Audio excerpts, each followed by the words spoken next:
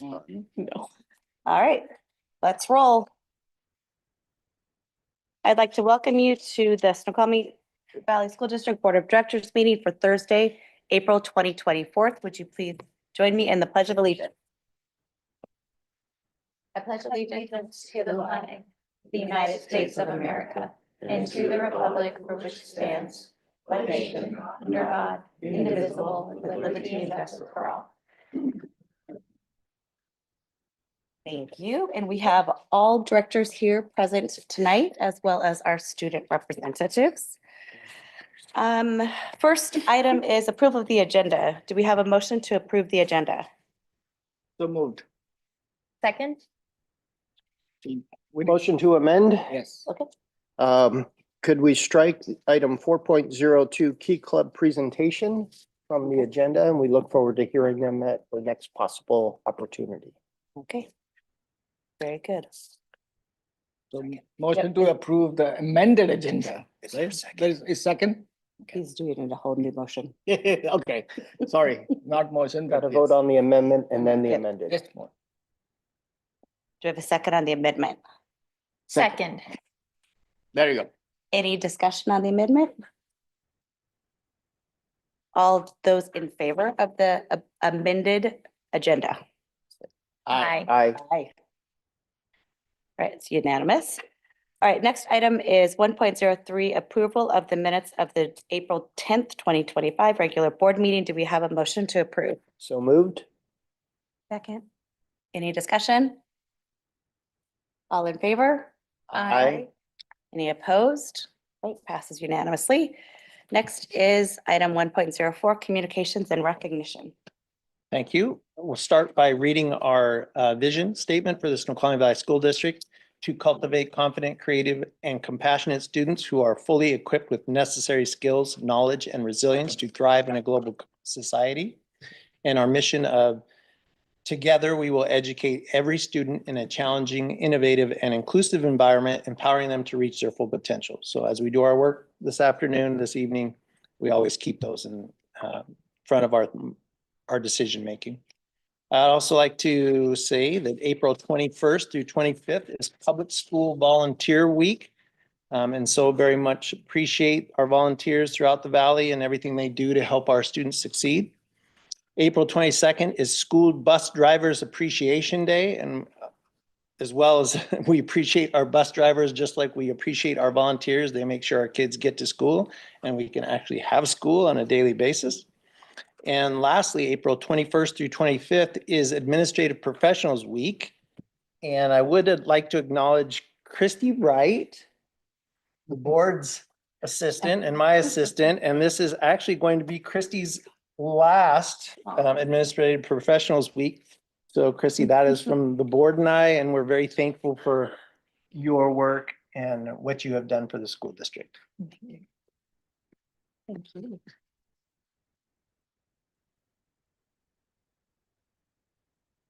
And that is all I have this evening. All right, moving on to public comment.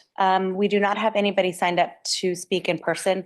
We do have one public comment from Mr. Thomas, and just want to recognize the fact that the entire board has read that written comment, and that will be posted to the minutes on board docs available to the public as well. So thank you for your comment.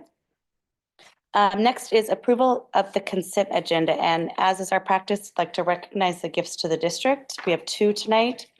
The first is to Snoqualmie Middle School, a donation of $1,916.69 for ASB projects from the SMS PTA. And the second is to Timber Ridge Elementary, a donation of $1,395 for the K-5 Generation Genius, and that is from Timber Ridge Elementary School PTSA. Thank you for your generous donations. All right, do we have a motion to approve the consent agenda? So moved. Second.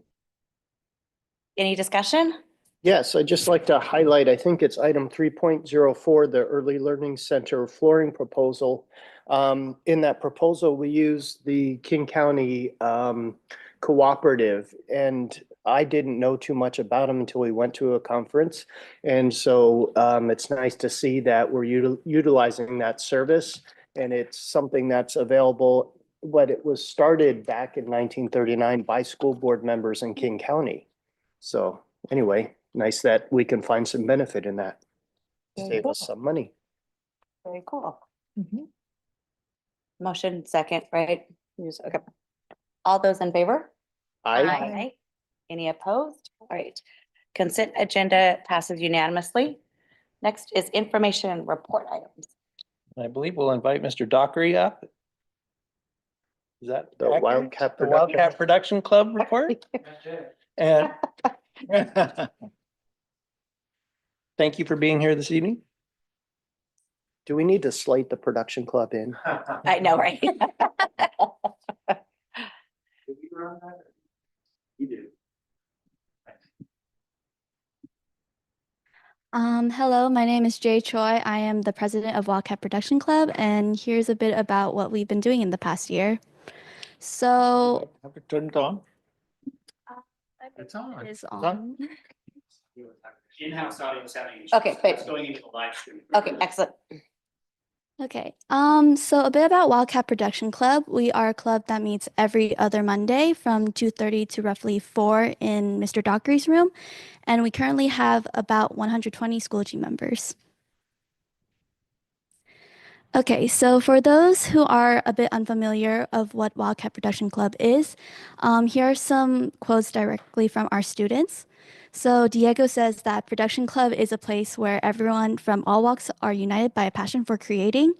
And Carter says Production Club is a great place to meet new people, acquire new skills in digital media field, and have fun. So the skills that you can acquire in digital media Wildcat Production Club, we are a multimedia club, which means you can learn film production, animation, graphic design, VR, sound tech, and visual effects. And we encourage our students to use our high-end equipment to kind of experiment and let their creativity do its own thing. You can see in these pictures right here that students are practicing on our soundboard in our sound tech room and also in our VR green screen room. So Wildcat Production Club also participates in a lot of film festivals throughout the school year. This includes hosting Tahoma, Newport, Lake Washington, and Interlake High School for 2 major film challenges at the North Bend Theater, which are Horror Fest, which is a national competition in October, as well as the 60-hour film challenge, which takes place in February, I believe, yes, where students have 60 hours to create a film with certain requirements like a piece of dialogue, props, and a camera angle of sorts. We also participate in the nifty 48-hour film off every year. And with all of these film festivals, we've also acquired a number of awards and honors. So here are just some of the awards that our amazing students have earned in the past year. Yes. So one thing I'd like to say is a huge thank you to the North Bend Theater. Our partnership with them has been just a wonderful way to connect our community with our club and share the films, not just for Mount Si, but like Jay said, Newport, Tahoma, Interlake, Lake Washington. So we're kind of creating this regional outlet for students. And so if you ever talk to the people at North Bend Theater, please let them know how much we appreciate that partnership. And they give us the sweetheart deal. So really nice. All right. Along with participating in film festivals and competitions, we also really pride ourselves in giving back to the community. We produce a lot of commissions of stickers, banners, and various laser engraved products throughout our community and through other clubs and programs at the school. These are just a few examples below that we've created in the past year, including the Kiwanis puzzle, no, sorry, my bad, that's last year, portrait ornaments and stickers, yes. The puzzles were way too much work. My wife said no. Also in Wildcat Production Club, we have VR and Xbox. So a lot of students come in after school just to enjoy hanging out with friends and kind of just having fun for recreation. We also bring all of these tools to different community events, such as the SES Steam Night that happened last month, I believe. Yes, and where students from our club came in and interacted with the elementary school kids and showed them a bit of what we do for the club. Okay. Yeah. That is all. Do you have any questions? I have a question. It seems like, and I could be wrong, but VR was the thing, Mhm. and then this AI thing happened.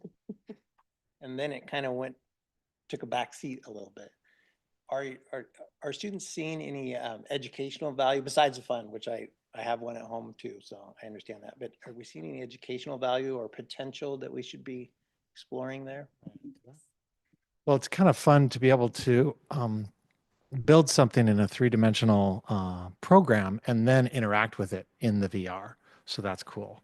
And then it's just fun too. But it is cool to be able to make it and then play with what you made. So that's one of the big advantages. And someday I'd love to develop our VR program more, but you only have so many hours in the day. Sure.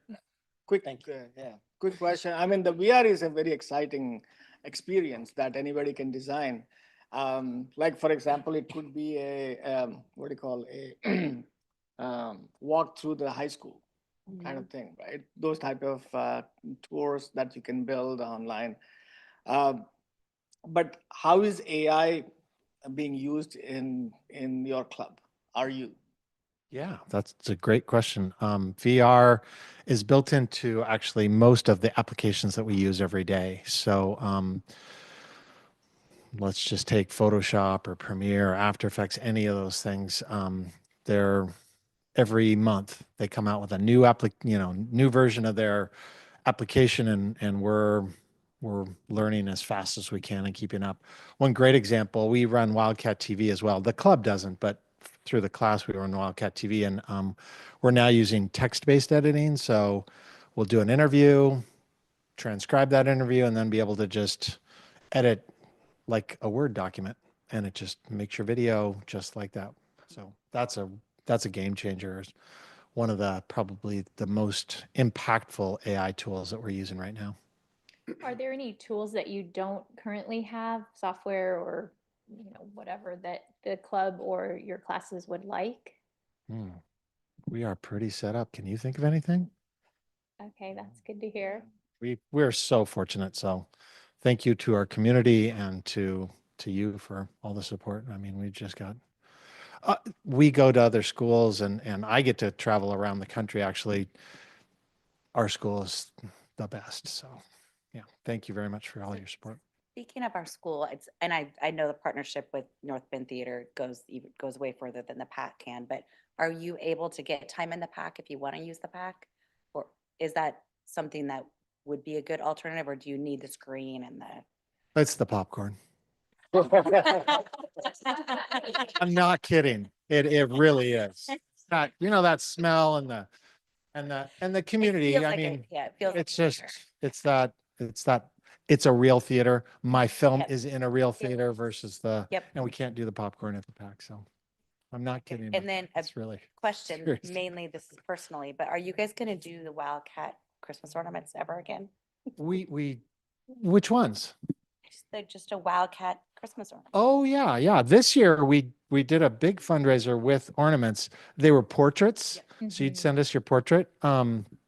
We actually made a small run of Wildcat ornaments and gave them to everybody that purchased a portrait ornament. So Okay. I know that it was super time consuming, so you guys were like, "Ooh, I don't know." yeah, exactly. But we did raise, I think, like almost $1,000 on those, and it all went to toys for the giving tree. Oh, awesome. Yeah. Cool. Mr. Dockery, you talked about, some of the advantages the kids have at this school and from the districts, but I've seen over the 8 years how you've grown the program, how it's evolved with technology, and just want to thank you and let the community know what a value you've been to our students. Something to look forward to is next step in AI that should be coming out soon is you take a photograph that you've taken a picture and you can put it in AI and it will create a VR theme that you can fly through. Cool. That is cool. And there's two different AI systems talking to each other, one to play the game, one to create the scenery. Oh my gosh. Yeah. Things are changing fast. Yep. So thanks to our technology program, I mean, we're right at that edge. So thank you. And thanks for all the support from the district. We're super Thank lucky. you for this presentation. Yes, This thank was you. just the right level for Yep. us to get a good understanding and really appreciate you presenting tonight. Thank you to Jay, our president. And this is your second year, third year of you've been an officer all 4 years, right? Yeah, second year as president. So we're super lucky to have students like Jay leading us. All right, thanks. Thank you. Mr. Dockery. Do you turn this on? Mr. Dockery, hi. Oh, hi.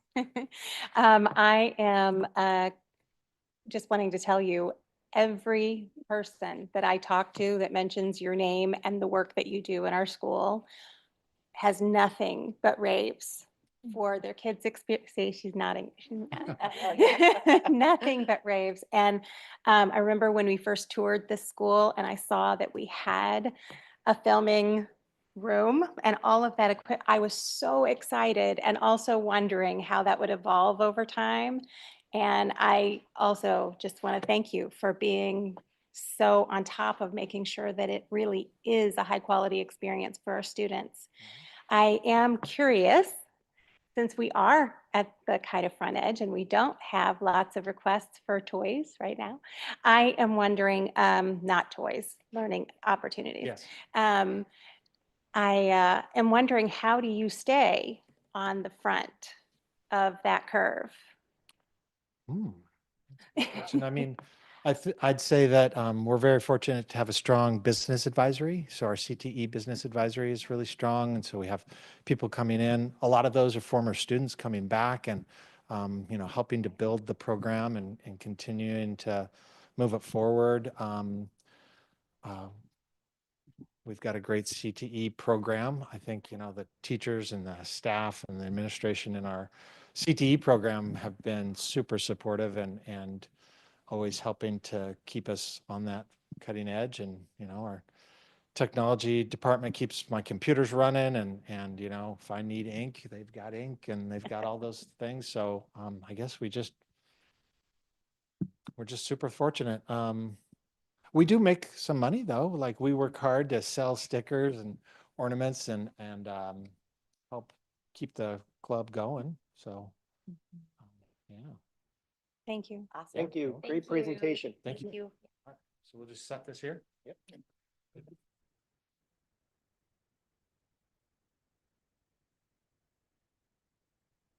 Invite Mr. Stokes up, give us a construction update.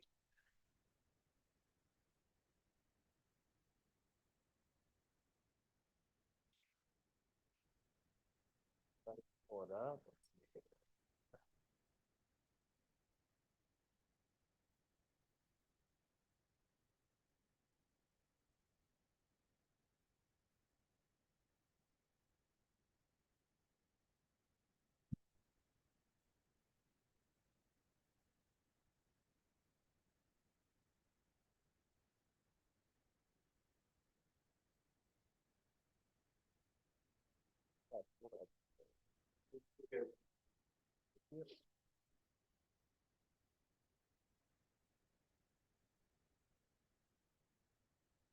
Thanks.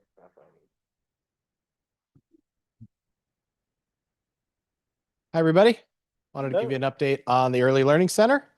And this is a great example of, as we've talked about, construction and modernization versus replacement. This is a microcosm of some of the challenges that happen with modernizations and renovations of buildings. We'll go through some of the fun we've been having so far during the construction process. and talk about some of the change orders that you have approved, and just give you some updates. As a reminder, we're taking the old Two Rivers building and adding 6 classrooms. Those will all have shared bathrooms in order to meet the needs of preschoolers. And in that is expanding the 6 additional and adding 2 additional classrooms onto the front of the building, working on some of the interior spaces to fit the programming needs, the OT, PT, SLP, adding a nurse office, things like that to support a preschool function, adding a bus lane along the back so that drop off of students is easier and safer. And then we have a covered play that we're going to add in the inner courtyard so that students can have a safe and secure area to have some outside time. This is a view of the layout of the building. The areas in green are the additions that are being added in the process. So you'll see the classrooms on the bottom and to the right were smaller classrooms, and so to make them a little bit bigger, we're bumping them out about 10 feet and then adding shared restrooms. The 2 additional classrooms are off to the left, and you can see the covered play and the bus lane are also in there. Is the entry in the same place or has that changed? The entry, the old entry used to be here on the left in between classroom 6 and 7. And so we're going to add an entry there into the kind of a mezzanine and reception area. Most of the students are going to enter over on the current, there's an existing covered area right here on the right, upper right. The daycare kiddos come in there as well. The bus will be dropping off and they'd come into this covered area. So most entrance and exit of the students would be in that corner, and that main entry would really just be for parents and visitors. Great. I like it. So again, as I mentioned, it's been challenging to start some of this work. Whenever we do construction, the work in the ground is very nerve-wracking because you never know what you're going to find, and it becomes expensive quickly when you're dealing with moving earth around and putting a lot of pipes in the ground. So I want to just give you kind of a summary of some of the things that have happened. There was a lot of drawings of the building when it was installed, and we thought things like the sewer was coming out of an area of the building, and then when the contractor actually started work, found that the sewer actually went off the north side of the building instead of the south side of the building. And so they had to wrap that sewer line around and go under where the 2 new classrooms are going. And so we had to upgrade and upsize those pipes because something would be sitting on them. And so this picture in the middle is a picture of that kind of work happening. That was one of the change orders that, a component of one of the change orders that the board has approved. The picture on the right is the south side showing some of those stormwater and sewer lines coming out. Stormwater is also a bit of a challenge under our current, we have to manage stormwater on this site. And so the growth of the building required some stormwater mitigation. And so on the top right, you can kind of see a grid looking area. And this is really in lieu of a retention pond, you build, there's some structures that get buried in the ground. And the purpose is to hold the stormwater and have capacity and let that stormwater slowly infiltrate into the existing ground. That stormwater system has a pipe in it, an outflow pipe. Really that system is intended to be able to hold all the water up into a 100-year flood. And so there is an outflow just in case if you have the 100-year flood and you need to get some of the water out of there. And the outflow is supposed to go on the dotted line, the planned route, to connect to existing city stormwater. And it wasn't caught during permitting, but once we started trying to construct, there were some challenges with connecting to that storm basin. The city drawings were inaccurate, and we realized that there's an infiltration from the parking lot on the property that they didn't want us to go through. So the blue dotted line was what was on the bid for the contractor, and you can see the distance that was added in the black line is the modification of, now they had to go kind of in between the preschool and the TLC, around those buildings down to the bottom corner and across the street. We had to improve the system under the street as well. So that's also in one of the change orders that you approved. So that was a long run for it was 8-inch pipe. It had to be upsized to 12-inch pipe, which is just, that's a lot of work we don't think we'll be putting a lot of water out there, but it was required by the codes. So we're anxious to get out of the ground because of things like this, because that, that was $70,000 or $80,000 right there. And so we have plans for that. It's within our budget and contingency. But once we get out of the ground, some of those surprises become less and less. And this just shows some of that stormwater rerouting and trenching. Our TLC staff and kiddos have been really accommodating. They've got a lot of construction going on around them. And the daycare. So we really appreciate the flexibility of our staff and students with that going on. Another surprise happened as they were preparing for the bus lane. We had all of the ground compacted and ready to go. The inspector was out to kind of measure the compaction that you need of the gravel that would go kind of the layer underneath the asphalt. And as the inspector was walking around, a hole started opening up in the gravel. Oh, what's that? I wonder what's going on there. And so we dug in and found all these buried cement blocks in the ground. And so we had to pull all the cement blocks out, bring in extra fill to fill in that hole. And you might wonder, how does cement blocks get into the ground randomly that no one knows about? My guess, so this just shows a little bit more and the affected area. My guess is that it is the old North Bend High School that burned down not burned down, but it did have a fire in 1967. And I can't confirm that, but it looks like concrete footings. And I wonder if they buried a lot of that so they didn't have to dispose of it or move it out. But that was not in the drawings. It was not like, oh, by the way, we buried a bunch of concrete here 60 years ago. So anyway, a little bit of history that we've had to remove, I guess, that no one knew about. So the bus lane is now ready for asphalt. And so that's progressed nicely. And so the footing walls and things are coming out. Concrete's going this week, so we finally got some nice weather to do that. This is the 2 additional classrooms. They've started walling those in. So progress is happening, and we're looking pretty good so far, on track. Because of some rain delay and some of these extra work, the contractor requested some additional days as far as the completion deadline that was in the bid, and that's still looking like middle to end of July. So we're still on track that would be substantial completion. So it's kind of enough to start moving things in and getting ready for the start of the year. There will still be activity happening probably into September, October, punch list items and things. But at this point, we're still pretty confident we'll be able to get this occupied for fall start of school. Any other questions? What about the parking lot? Is that a lot of people park there to go walking on the trail? Mhm. I can't remember how many spots are there, but do we feel like, is that our parking lot or is that a city? So it's an interesting, the parking lot closest to our building is ours. The parking lot towards the trail is King County. So we have a joint venture agreement, interlocal agreement between King County and us to be able to use that parking lot. I was going to mention, so because this is in the floodway, we have the FEMA requirements where if you do more than 50%, you have to flood proof the building. So we were pretty concerned about having this project exceed that and not be able to do that. So our base bid, we kind of just did as little as we could. So the existing rooms, parts of the room, we didn't do a lot of change to because we didn't want to add cost. So once the bid has come through, now we've started adding some things that we'd really like to do this.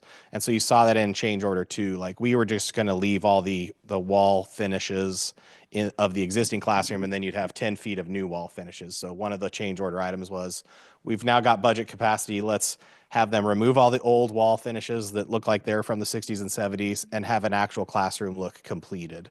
So we've done a few of those things where they weren't have to haves, but they were nice to haves. And now we've got some budget capacity now that we know what the contractor's bid came in. And so we've asked for some things to kind of improve and make the finished product a little bit better. So the parking lot is one of those issues. It has some drainage challenges. So that isn't in the scope. But what we're going to do is when the asphalt company comes out to do the bus lane, we're going to get their recommendation on how to improve that parking lot for drainage. And what it may be is we lift the asphalt a little bit up, and instead of having curbs, you kind of fill in more asphalt so you've got some slope, because the site is pretty flat, and so there's not a lot of like run. They have a lot of swales to manage water.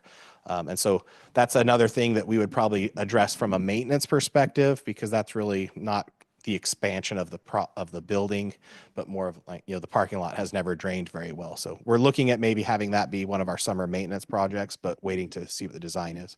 As far as your actual question, sorry, I bird walked around all those questions, because we don't anticipate more adults there than we typically have had. And we also have the TLC parking lot. And so there wasn't a requirement to expand parking based on the use of the building.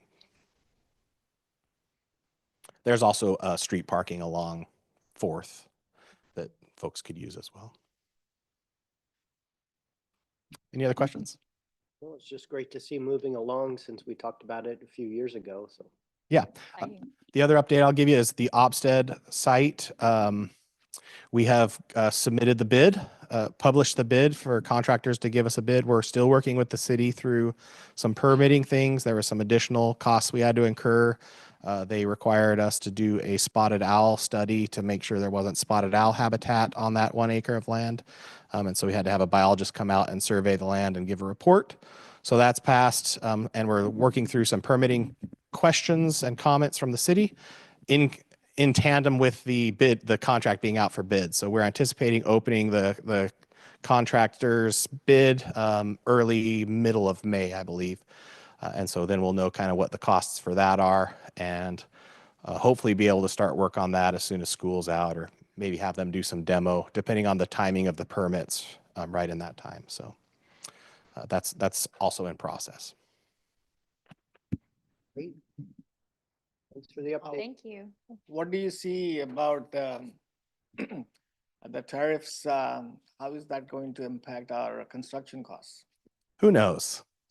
Nobody knows. I mean, the nice thing about like the Opstead site, for the Two River site, most of that lumber has been purchased, so it shouldn't be. Wood is exempt, by the way. Wood's let you exempt. know. Wood Okay. is exempt as part of Unless you're getting the- it from Canada? No, you can actually still purchase it from Canada. Okay. EWP, it's whatever used to be under NAFTA, which has a new acronym now, was not impacted Nice. for now. Okay. So I don't think there's no steel going in. So we haven't heard anything from the contractor for Two Rivers on concerns of tariff changing the costs. The parking lot adjustment, asphalt and things like that shouldn't be terrible. We don't anticipate. Yeah. Thanks. Good questions. Thank you. Very confused by the spotted owl. There's 2 trees there. It's been- I It know, was a but- private property before. It's been a really long time since, surprised it wouldn't be another endangered species. All right, we'll invite the team up. You for got a the next crew. report.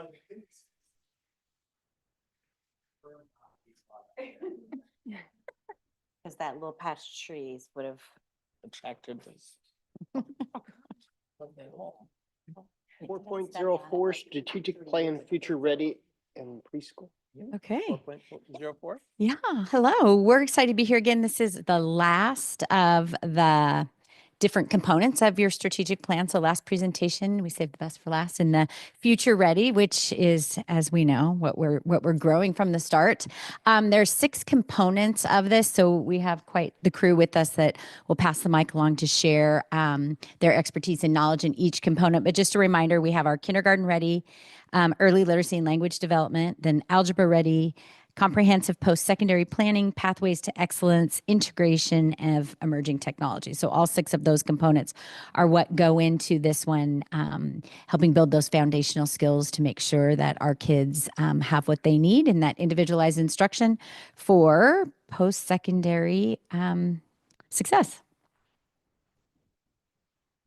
Okay, I'm going to start us off with talking about, I guess, in piggybacking off of what Ryan was just sharing as far as the physical updates to our early learning center. You may have seen some of the communication that has gone out and some of the changes to the website regarding the changes that are coming for next school year with opening a new early learning center. And we've really taken this opportunity to change the way we think about providing instruction, change the programmatic offerings that we have, thinking about adding additional staff and classrooms that was not really an option at SCS with our limited amount of space.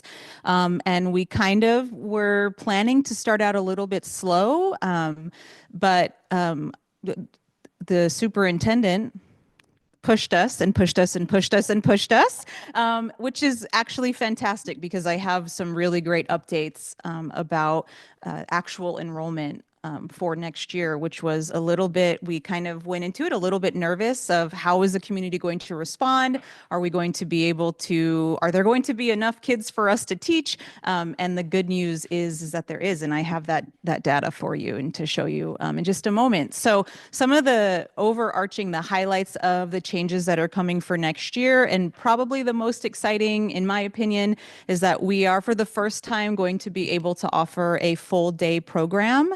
And again, got pushed a little bit harder to then make it 5 days a week.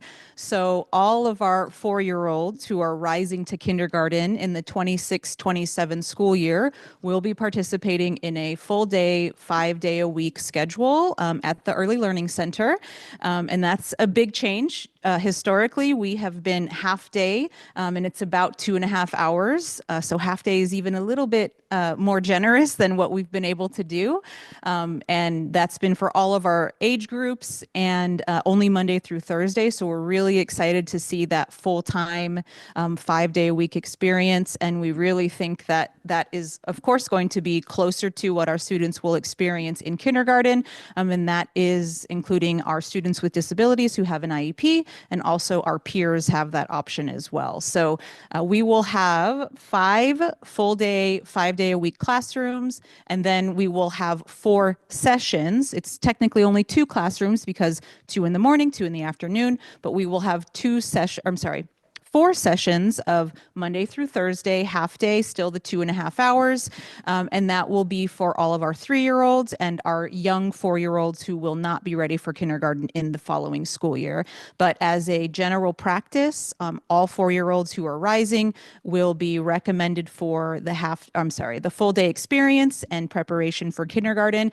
And Monica and I have been regularly, and Kelsey have been regularly meeting with our preschool team and developing all the things, a master schedule, the perfect classroom, names, mascots, all the things. And so we've been spending a lot of time at the preschool, and we were actually able to walk away with a shared vision and mission, and you can see it. Wanted to make sure that it closely aligned with the district's mission statement, but definitely tailored to our youngest learners in the Valley.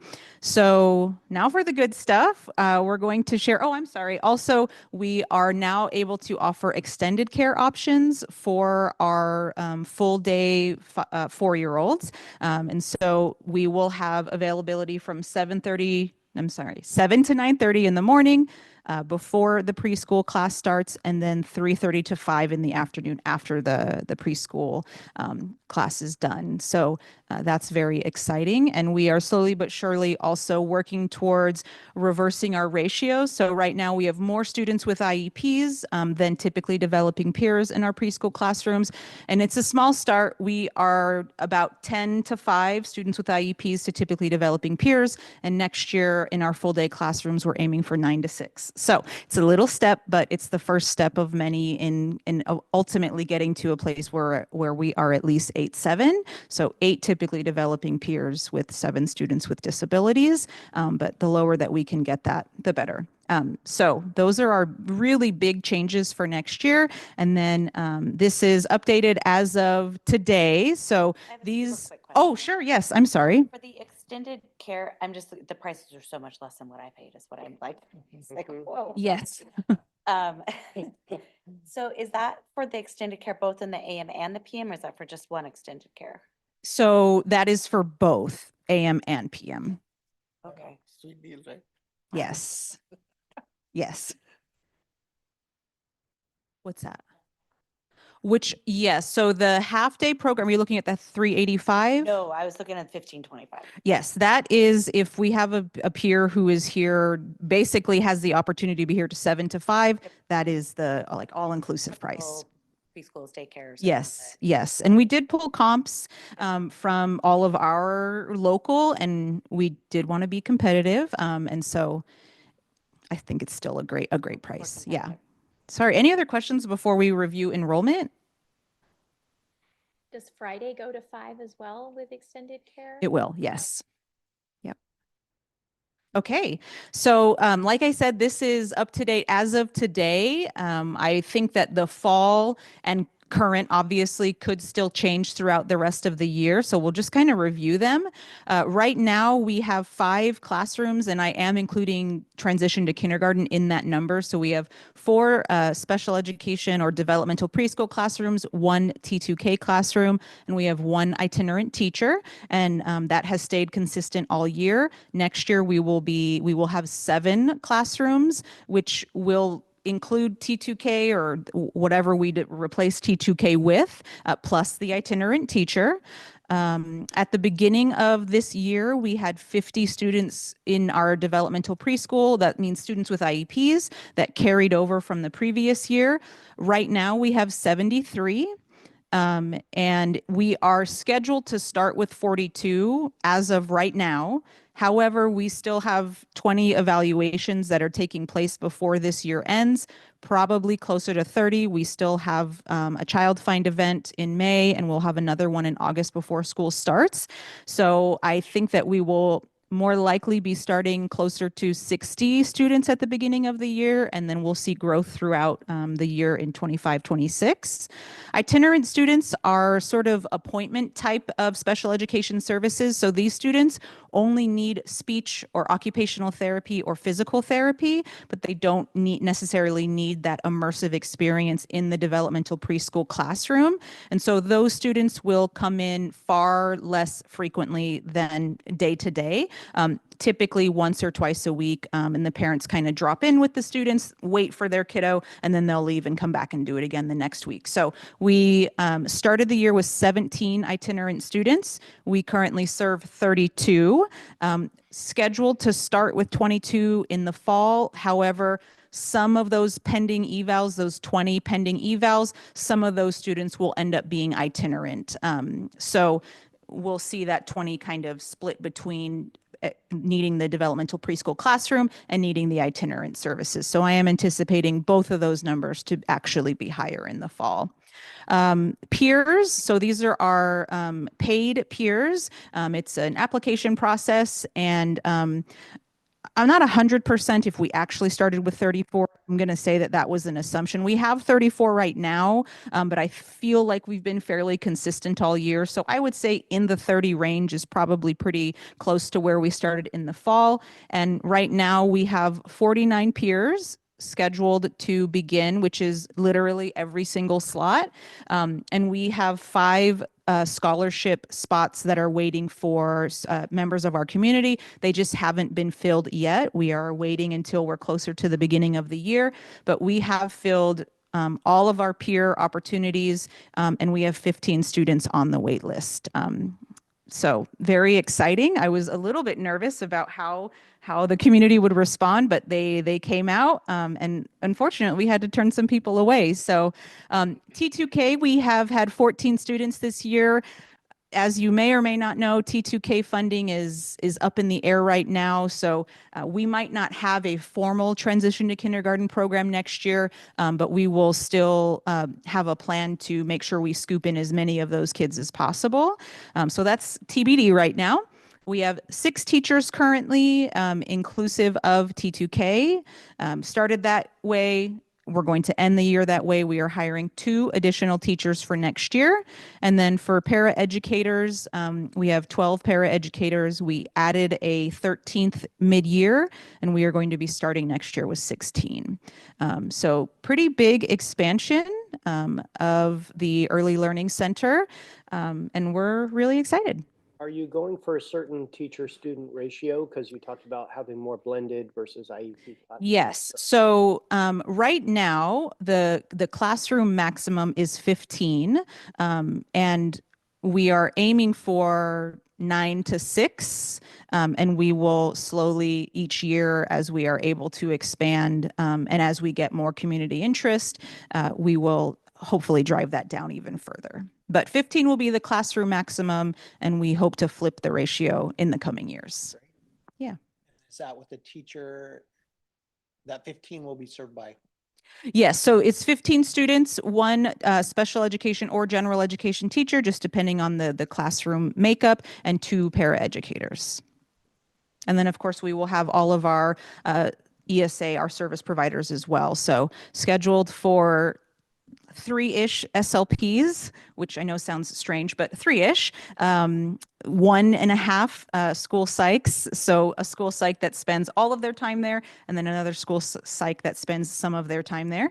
We also have invested FTE in our autism evaluations initiative, hoping to expand that next year as well. And then we'll have an occupational therapist, our physical therapist, nursing staff, administrative assistant, administrator. So lots of changes coming for the Early Learning Center. Are the teachers certificated? They are, yes. And most of our current teachers are dually certified, gen ed and special education, which is fantastic. What is the difference between the T2K and the preschool? Yeah, so transition to kindergarten is specifically designed for 4-year-olds who have not had the opportunity for structured learning environments. So that could be a home daycare, a private preschool, developmental preschool, Montessori school. These are students that typically have been, have had a parent that is able to stay home with them, and so maybe they don't need formal care. And so T2K is meant to scoop in those kiddos to make sure that they have exposure so that there is readiness for kindergarten. So some of those students will have disabilities, some of them will not, but it is designed to catch any 4-year-old that hasn't seen school yet. Whereas our developmental preschool is specifically right now designed for students that have disabilities and need special education. But we are working towards being a general preschool that also happens to serve students with disabilities. We're a little bit the reverse right now, but we're working to change that. Commitments to T2K families yet before we realize we may not have the funding? We have not. So T2K is only 1 year. So all of our current T2K students will rise to kindergarten next year, and that's all going according to plan. And so we have not created a new cohort yet. Yeah. This is so exciting. It's very exciting. I'm Yeah. so excited. I cannot wait. Me neither. Me neither. Okay, that's all for me. Oh, yes. The play-based model that you're using, are you using a specific model or kind of a? Yes. So right now, the preschool uses Creative Curriculum, which is a play-based curriculum, and we are going to be bringing in some additional supplemental resources as well. Yeah. Great. Awesome. Okay. Thanks, guys. Thank you. Okay, well, along with that, another very exciting thing, our preschool's always done a great job collaborating with other preschools, but we hear a lot of things about what does it mean to be kindergarten ready, or what does it look like when they start school in one of our 6 schools. And so we've increased the collaboration both through the work with the preschool and also in our elementary schools to really bring in the outside preschools. There was an event held about a month ago where many of our outside preschools came together and our kindergarten teachers were there just doing kind of an FAQ. And this is what it looks like, really to dispel the myths. And we hear this as we get ready for kindergarten enrollment. Parents kind of sometimes start to panic. My child's not ready. What does it mean to be ready? And there's so much about kindergarten readiness. And so we've had a lot of conversations with the outside or other preschools just to make sure we're using common language and we're talking through those things. The list that you see up here isn't everything, of course, but really it's in those 3 big buckets. So the pre-academic things and what those skills may look like. And contrary to what some may believe, you do not need to come into kindergarten reading. right? I mean, sometimes I think we think it's much more advanced than really what our standards are. And then there's the social emotional components, and then just really those self-help components. And so as we've gotten out, these weren't lists that we created or that we made up. We went to OSPI and used the Walk Kids readiness pieces and put them a little bit more in that parent-friendly language. But what's been great is that collaboration with the other preschools, just so that they understand what we're looking for and the standards that we're using, so they can share that not only with their families, but when they're working with students, how do you open a lunchbox and how do you work on zipping up your coat, and the very things that you may not think of that are so important when you go from maybe a preschool environment of 10 to 12 kids to a classroom of 20. It's much harder to get around to all the kids. So this was one of those pieces that we've worked real hard this year at, both as it connects to the strategic plan, but also in those collaborations. And we'll foster these through our preschool, but we're very happy to have the partnerships to share beyond just what we have control of here. Another piece that we've heard a lot of, and this was actually an element in the strategic plan, is how do we change our kindergarten onboarding events? And so they've always been very parent and family friendly, but those things that we've heard about outside partnerships and what does it mean to be kinder ready, and then just also to be a little bit more uniform across our schools. And so we've had a committee of kindergarten teachers over the last several years trying to get to this point, and lots of pilots in different schools, because as you know, we all love what we do and how we do it. And so bringing people in and changing sometimes what we love is a slow process. But I think we finally got there this year, and we're hearing I think even though change is hard, people are really excited about it. So we have a new onboarding. It's called Ready, Set, Kinder. And it's that 6-step process that leads all the way to the first day of school. And it starts with enrollment, obviously, which open enrollment started in February-ish. Yeah. And then right now we're in orientation season. So orientation is at each of our schools. This year, we have different community collaborations coming into each school. So the library and Encompass and outside after school providers and different things like that are coming into these events. And so they can introduce to the families what's being asked for, rather than having that at one central location. So it's in each. Also at these now, we structured it a little bit differently, and it's similar in all schools, where parents and families come in and then they let their kiddos go off with the teachers into the classrooms, and parents stay behind for a tour, or the principal speaks about, what does it mean to be a kindergarten? What does our school look like? Introduction to the teachers. And at that time, all the kinders that are incoming kinders that are part of the event they've got some play-based activities and things, so they can see the classroom early. They can interact with their peers. We can kind of get our eyes on the kiddos. And then we used to do, as part of Walk Kids, after that, a family connections, a meeting where kids would come in and we'd screen them. And what we found is an academic screener isn't as valuable maybe as that social emotional is. And also that in the spring, kids change a lot developmentally at that age between May and August. And so we've made a shift where we won't be doing those screeners in the spring anymore. So what you see at orientation is it until August. And then when we come back to school in August, that first building day, all kindergarten teachers will do this across the district in the afternoon. All kids will come in, and that's a day parents get to come in, and then they get to say goodbye. They're dropping their kids off for an hour and a half, and the students will kind of walk through a mini day. So they'll go to the lunchroom, they'll go out to a recess, they'll sit in class and do some activities, and then they'll actually flip-flop. And another teacher will come in, and so they'll get to know at least, and it won't be their kindergarten teacher. The kids are just kind of mixed up, but it's really to give two things. One, parents a chance to let their kiddo go to school for a very short period of time without them there. So a little bit of parent readiness. And then the other piece is so that kids before that first day of school aren't as nervous, right? It's not a whole day They can interact with others. They can see where to go. The whole school isn't there when it happens. Timber Ridge has done this for the last couple of years, and they were kind of our pilot school with it.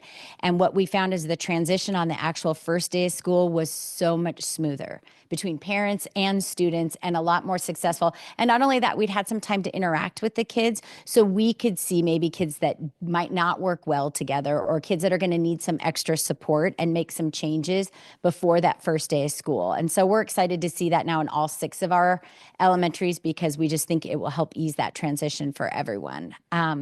So that was kind of just a quick layout of what it will look like. We've done quite a big advertising push. Timber Ridge was the first to do their orientation last night, and they actually had their largest turnout of an orientation event yet.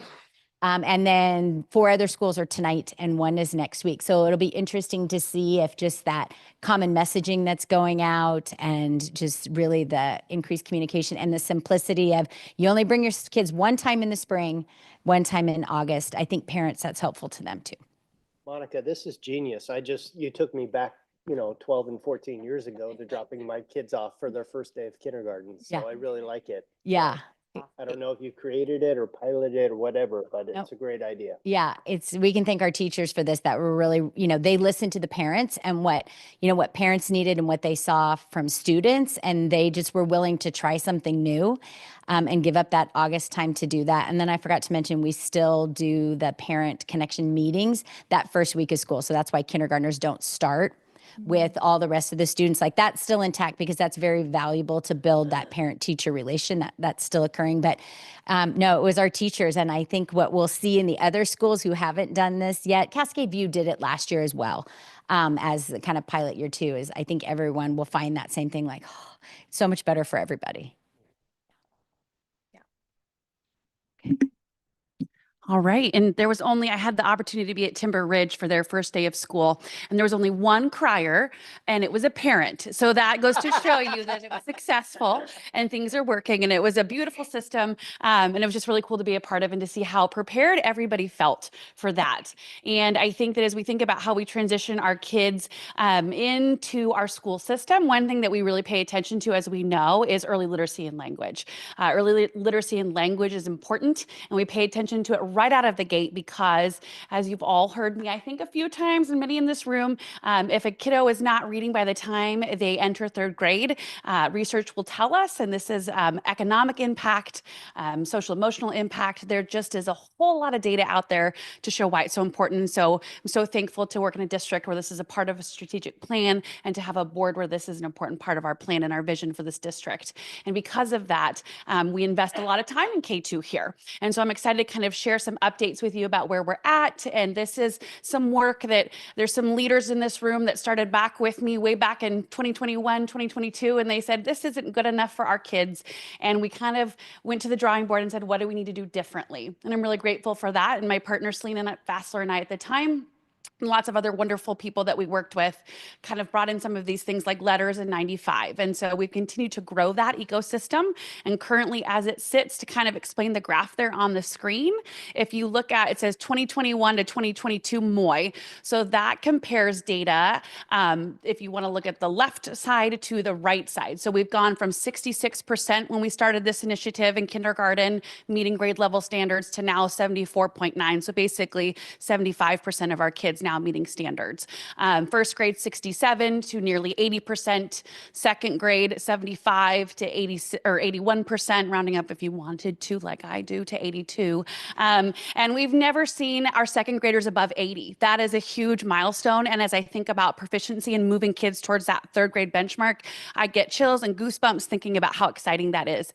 We still have more work to do, and we know that, and we're rolling up our sleeves and continuing to build that literacy ecosystem, we call it, because it's also interconnected. You'll notice there's some pictures from our continued letters training that you're all familiar with. This year, we've had the opportunity to work with our 4th grade teachers primarily. We're finishing up with some 3rd grade teachers, giving them some more additional training and kind of some follow-up, because we know that we can have professional development, but if we don't follow up with it and come back to it, we're not going to see it applied in the classroom. So we're spending some time there, coming back, and to add to our ecosystem with our early childhood and preparing the kiddos that we have now in our programs at the beautiful new Early Childhood Center, we have a 95, it's called Talk to Learn. So we're researching that and bringing in early childhood letters. And so that's going to be a lot of our work with the early childhood program next year, so that when our kiddos come to us in kindergarten, the ones that we have in our classrooms are going to be introduced to that same kind of oral language and the importance and the training that our classroom teachers in elementary already have. So we're very excited about that continued partnership and connectedness for all of our kiddos from early childhood on. And so then kind of from that, thinking through how we continue to move into all of our kiddos. a quick Yeah, question. absolutely. What, and I don't know, Yep, go for it. but knowing how much we work with our surrounding districts. Yes. How does this compare to Mercer Island and Issaquah in particular? There's not like a database for this level of early literacy screener. There's just SBA. You know, we haven't done a lot of work with consortiums, but I know that we use similar screeners, similar processes, and I know that we do a great job collaborating with some of those local districts. And I'm pretty proud of the work that we're doing, and I think that we've made some great strides.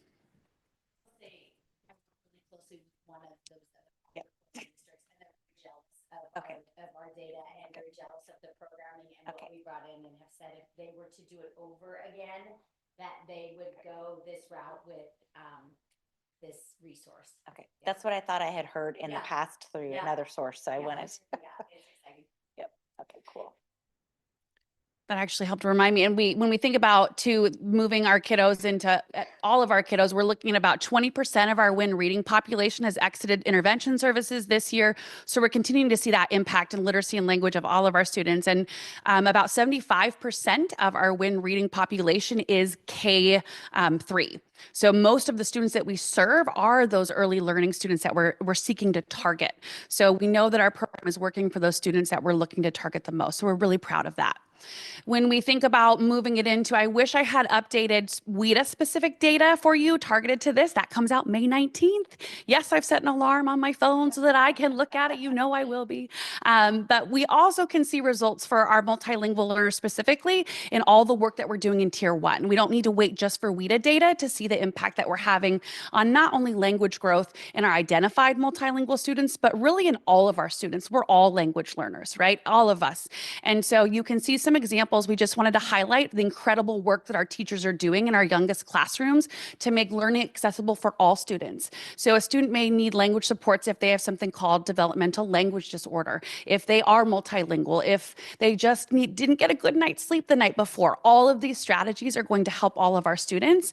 And so whether it's visual cues, whether it's hands-on manipulative ways to make language and literacy come alive in those lessons, we are seeing some incredible things done. And I think that that's just due to the amazing hard work of our teachers, administrators, and partnerships. And we're just really proud of that.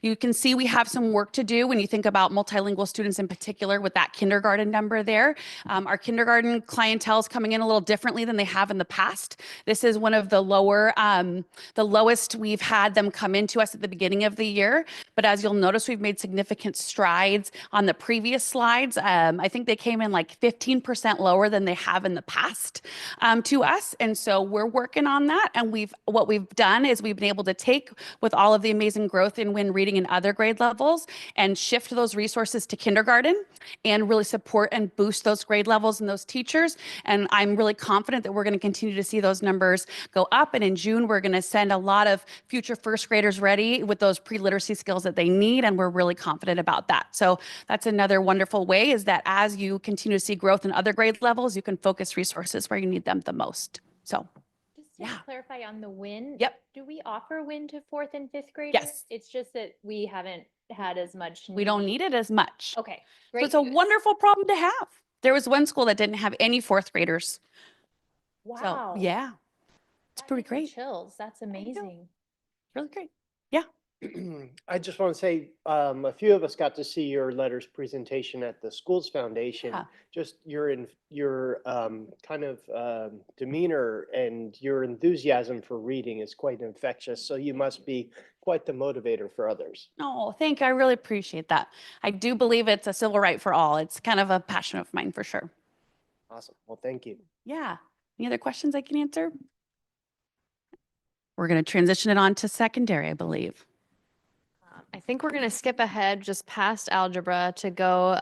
Stacy is our wonderful presenter on post-secondary planning and all the great things in the College and Career Center, and she's helping cheer tryout judge tonight. So I'm going to let her. She's doing dual duty tonight. Go ahead of me, and then I'll get back to algebra. So take it away. Hi, everybody. Happy to be here. So with post-secondary planning, one of the biggest areas that we focus on, obviously, is the high school and beyond plan. Some of the things that incorporate in that, both on our at the state level and the minimum requirements we have to meet, include our financial aid advising day. We actually do that with our juniors and our seniors because the sooner they have the information, the better.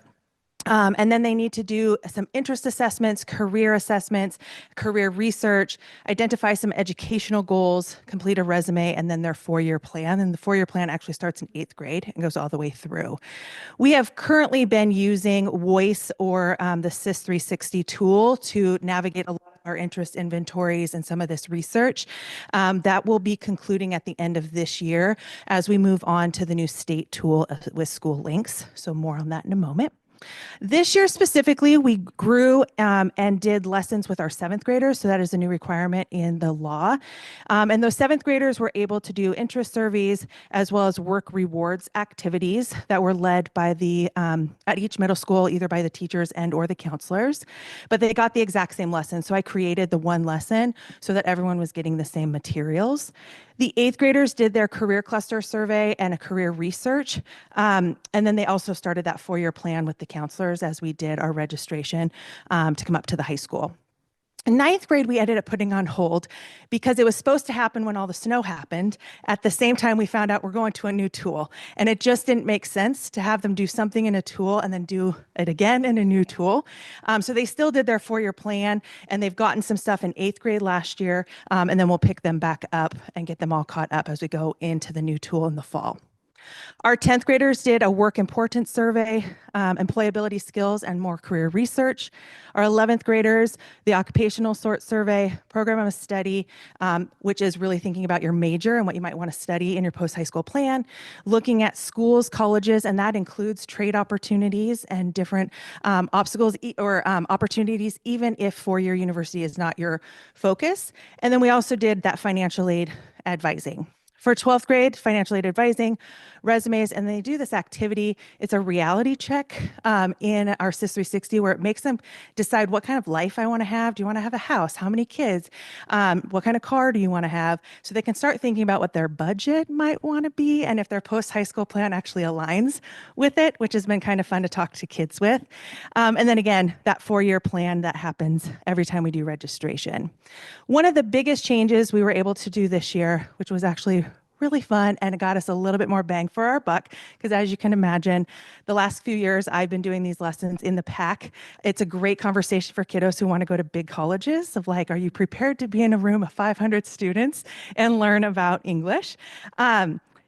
We switched it up and I was able to partner with our teachers and went in and did these lessons in chemistry classes for 10th graders and in US history classes for 11th graders. So we were able to have more activity and not just me stand and deliver and them do an activity.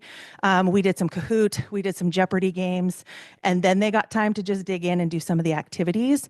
But it allowed them to interact with their peers and myself and get their questions answered, especially for our kiddos who just get overwhelmed in a room that is so large. Technology worked better. So that was a really nice switch. Our seniors, we still kept in the PAC because what we were doing in this culmination made most sense in that style. And then again, with the 9th graders doing our adjustment with the snow. Definitely more engagement, have seen more assignments complete. We continue to remind students to actually finish the assignments. It's always fun with the seniors to say, see, you already did this. If you had just done it in this tool, your high school and beyond plan would be done. And you wouldn't be rolling your eyes at me right now as we're finishing up all of our seniors. But it also allowed us to pull, because we were able to get more kids to do it in the moment, we were able to pull reports to look at our most interested career pathways, which allowed us to create those 4-year plan templates that we now have available as part of that registration process. So I think the more we get into the School Links tool, the more our students here, every other student school in the district, in the state is also using that same tool, we're going to see different conversations come out of that. And that new tool has so much more resources than we have in the tool we have right now. So it'll be really fun to engage students in that in a variety of different ways, even beyond the high school and beyond plan. Yes. Yes. You can go. All right. I just had a question of what timing the 8th grade career cluster survey was done, if that's before they get to register for their classes, because I know my 8th grader totally changed once he saw some of the class offerings. Yeah, it was done before.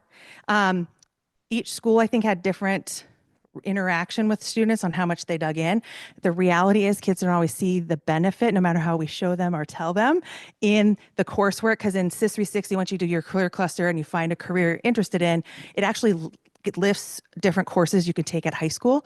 So trying to make those connections. And then I think also in that window with the Wildcat night, you just see those classes in action. So I think it's helping kids navigate, I think I want this career. Oh, wait, I now have seen all these other things that might be very different because I've never even seen them or heard of them before. So ideally we try and do it before. Then they'll do their 4-year plan and get the lessons with the counselors, have their Wildcat night, and then pick those classes. Yeah.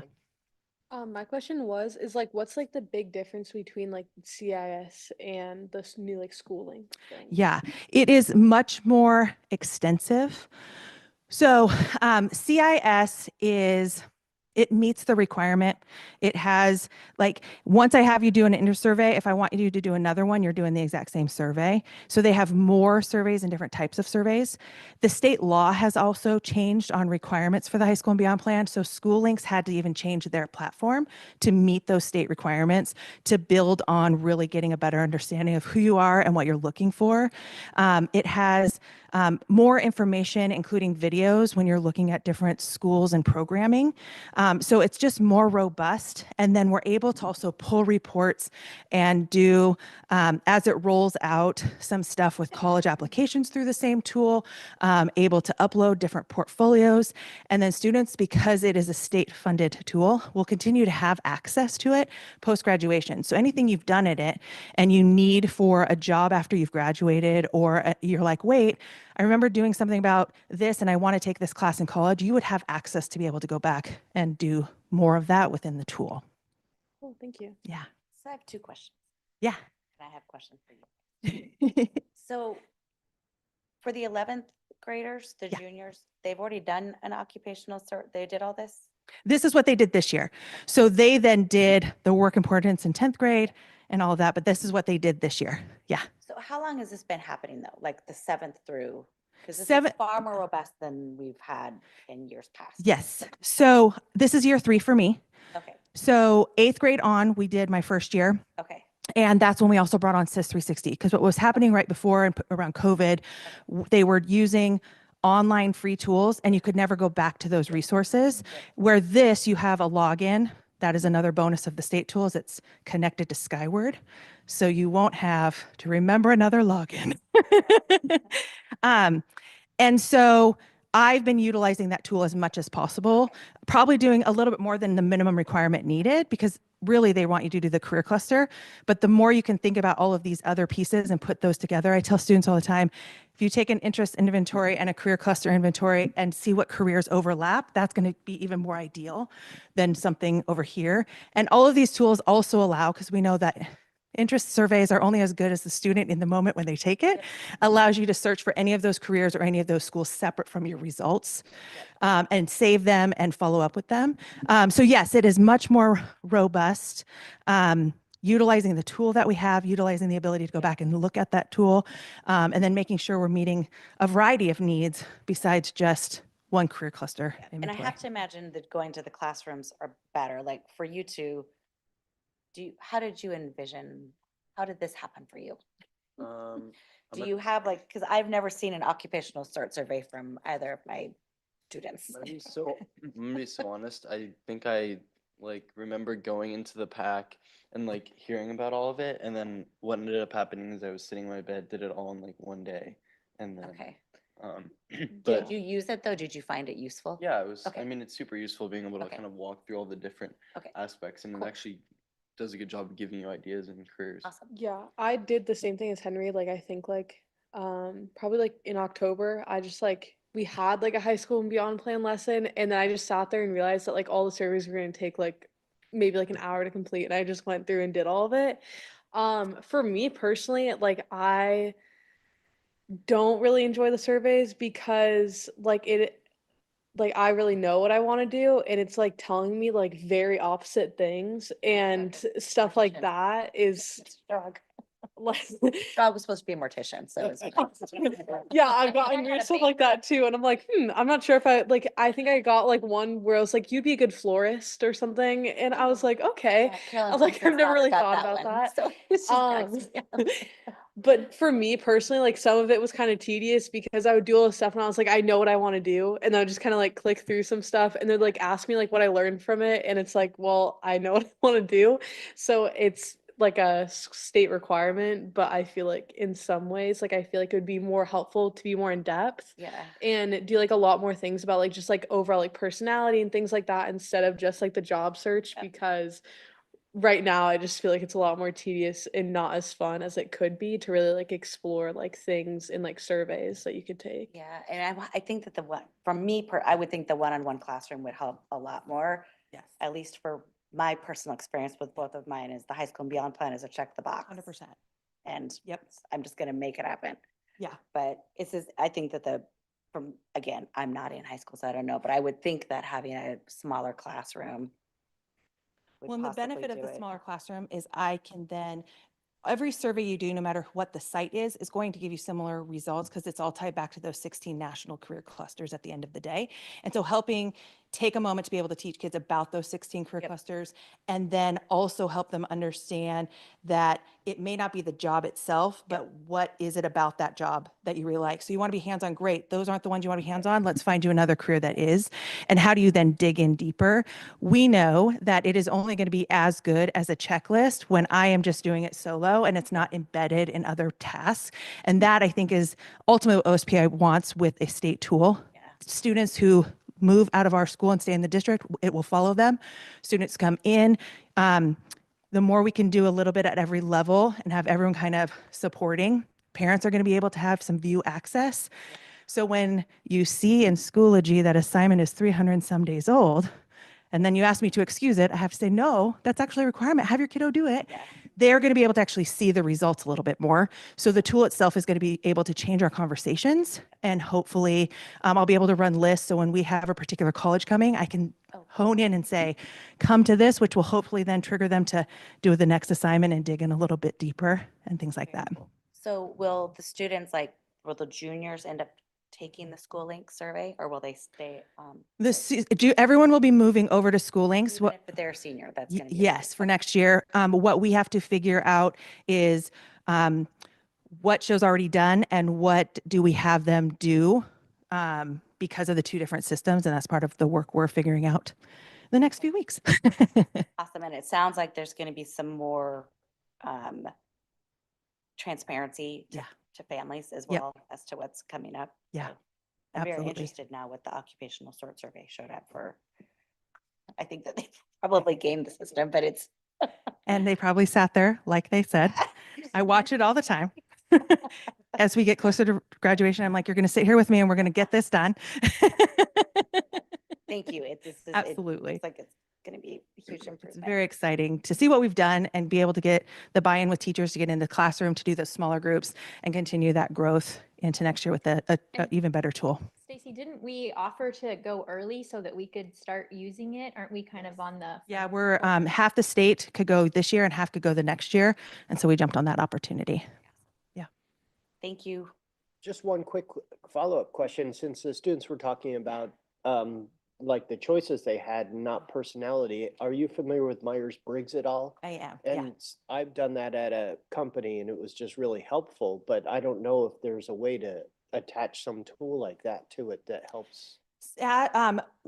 Getting into School Links, we're going to see what more they have because some of that was part of what the state is requiring in different ways. And a lot of the companies who put in for the state bid had to then create it because they wasn't there yet. So that is part of what we need to see is beyond what we know and expect with career clusters, because that's everywhere. What else is there? And then is there anything that might be missing to make that connection? Thank you. And every time I learn something new, they have a learning styles, and then talking to the psych teacher, some of the research is showing that's not very good anymore. So it'll be interesting to see kind of that movement and what gets added over the years as well. Cool. Great, Thank you. Awesome. Thank you. I have very mixed feelings about this one. Okay. Yeah. The most important, I mean, all this discussion is we are doing a checkbox. Yeah. For the state requirement, which is contradictory to what we should be doing. Of all the time that you spend and the teachers have to spend and the students have to spend. That is my biggest concern, right? If it is not producing the outcomes, we need to understand why it's not producing the outcomes. Value for the students. Everybody I've heard talk to, they don't do it till the last minute, and it's a requirement for graduation, so they'll do whatever the things that just to avoid it. So what is the purpose behind it, right? And then you could be florist and things like that. It really takes the confidence of this whole process. Yep. Yeah. And that's my mixed feelings, right? The intent is good, but I think there is no value. Yeah. I would just like to say, like, I agree. I think for a majority of the student it's definitely just a box tick, state requirement for graduation. But I think there is, definitely a few students who this could definitely, open their eyes to other career paths. They might have no idea what they want to do for their life, and this, sets them down their path. And so I think it's, good for that minority of students, and just, having this an option. Maybe, I mean, it's a state requirement, so there's not a whole lot you can do for everyone having to do it. But at least the fact that it is, so well talked about, definitely provides a huge benefit for those students who maybe aren't going to come up and forward and say how much it helps them. But Yeah. And I think it's that slow shift of what we have control over. Going from tracking it on a spreadsheet and having tools that you can never go back and review your results or dig a little bit deeper, to moving to all of the assignments are now in Schoology in a course where parents can at least see, did you do it or not? So there's conversation that can happen. And then getting into classrooms instead of the pack, the focus that first year with the pack was having one person. So because not everyone was getting the same message. So at least now everyone's getting the same message, and kids are buying in differently. They're showing up to the Career Center, and we'll go over what's happening there in a moment. So it is slowly getting better. My dream, if I had a magic wand, would be that some of this stuff is embedded in some of our curriculum. That's how we're going to get the buy-in and making those connections. And I think SchoolLinks is going to give us the tool, and all the work we're doing with our teachers, with UDL, and with some of these other strategies going into the next few years in MTSS, it makes sense to just, how do we partner these? Even if I do this lesson myself over here, how are you using those results in this class over here for us to ever get that buy-in and that result? But it does take time because they are, gosh darn, still teenagers. Yep. And if they're not in the mood, it is really hard. But the smaller class time helped, because then I could walk up to them and say, hey, versus in the pack, I'm like, I see you're on a video. Can you put it away? Yeah. And so it's changing that culture around it as well. And fingers crossed. Think at least within the last, I would say 5 years solidly, at least from me talking to parents and students that have graduated, is we've at least gotten to a point, and I say at least, that sounds really minimalistic, but it is at least gotten to the point where with our staff, with our communications, with our counselors, and with our registration process, that work, and I sound like Carolyn when I say this, but we're keeping doors open. Yeah. And having kids think about, what do my classes need to be if I want to go to a four-year school, or some of the really, really high-level four-year schools where 8 years ago, 7 years ago, we had kids graduating that didn't realize that they were not even, wait, I didn't take this or I didn't take that. They couldn't even apply. So we've at least made just a little bit of credit. I mean, we've, Absolutely. over the last 5 to 6 years, I feel like we've at least broken through that, where our students are thinking about it. Like, is there a chance I want to go to a four-year? Yep. You may end up going to a trade school. Both are fantastic choices, but if I really, really am thinking about that being a possibility, I'm keeping my doors open. Yep. So that if I choose that, then I'll end up going there. Absolutely. So I do feel like we've made a lot of progress over the last 5-ish years. There's no quantitative, it's all qualitative from talking to parents and students, but Yeah, I would agree. I think we naturally have a strong student population that goes to a four-year university, but it's helping the students who may not have ever seen another opportunity or just assume they can't for financial reasons or just they don't think it's for them. I now have to have the opposite conversation with a few students who really want to go into trades, but they want a college experience. And I'm like, you're wasting so much money. So it is opening the doors. And if we can have all of our students 4-year college ready, they keep every door open and then they get to go to some of these other ones. And those other options are getting more and more competitive themselves, which is also why I'll go to my next slide and then we can come back to high school and beyond plan if you guys have questions. But the things we've been doing in the Wildcat Career Center that really focus on that post-secondary plan and do exactly what you were just mentioning is really important. I offer a financial aid night in the fall. It's open to everyone. We often get mostly juniors and senior parents. It is very similar to the lesson the students get as well, and it covers everything. So whether you're going to a trade school, looking at an apprenticeship, or going to a four-year university, you know about the FAFSA or the WASFA, you know about scholarships, and all your other ways of paying for whatever that post-high school looks like. With the counselors, we started first year here, we started a junior information night, which was specific to focus on what do I need to do in the spring of my junior year and the summer before senior year so that you are staying and keep every option open. WSU does rolling admissions. I had students this year when school started already had their acceptance and knew where they were going. You're prepared for that 11/15 deadline at UW versus scrambling in those first few weeks of school. This year for their first year, Running Start used to be part of, we did some sessions for students during the day, and it was a small section as part of our Wildcat night and dual credit. We did a standalone on Zoom. We had about 150 families participate, or students and parents, to really focus in to make sure we're getting the right kids engaging in Running Start, because sometimes we're not always getting the right kiddos, or they're losing the steps on what they need to do. And parents don't always totally understand the expectations from the college side. So that is helping to navigate some of that communication gap that has been out there. I offered during Mega Lunch on Fridays from October to December college application support. So I was just in the Career Center, had counselors on standby if we had more students, but kids came in and just worked, or they came in with very specific questions, but then they weren't always trying to get on mine or the counselors' calendars, or they're in the middle of the application, I have a question right now. So just opening opportunities beyond just the one-on-one meetings and things that we offer already. We were able to do an on-the-spot admission event, both with Central Washington University and WSU, where students came and did their application. For Central Washington, they even got their fee waived, which was amazing. They got on-the-spot acceptance, and for Central Washington, they even found out about their merit scholarships. So that was fun because you actually got to celebrate the event a little bit. We already know that we have been selected to do WSU again at the beginning of September, and we're waiting to hear Central picks and choose how many they can do in a year. So we're hoping we will get that again next year. We just finished our second ASVAB of the year. So the ASVAB are obviously needed for those going into the military. It also meets the graduation pathway. So we always try and offer it twice a year. The other part of this that many might not know is we always sign up for the follow-up where their staff come in and tell the students how to read their score, but also the access they have to doing some of their career research within their school and how that aligns with their score. And then I tell students all the time, if you don't know what you want to do, come take the ASVAB, because it's just another career inventory that goes into even more depth and talks about your strengths. So we average about 20 to 25 students every time we do the ASVAB. We were lucky enough to get the Army robotics truck this year. So the robotics teacher brought students out. We had students sign up to just come through with passes from the Career Center. And they literally had their big robots they used to go and grab different devices and things. And the kids got to go in and actually play with them. So that's always a cool event when we can get the different military and community groups to come in and offer different learning opportunities. We are partnering with our enrichment classes, talk about another group that doesn't always see all of their opportunities in front of them, to do both high school and beyond plan through their Transition Tuesday.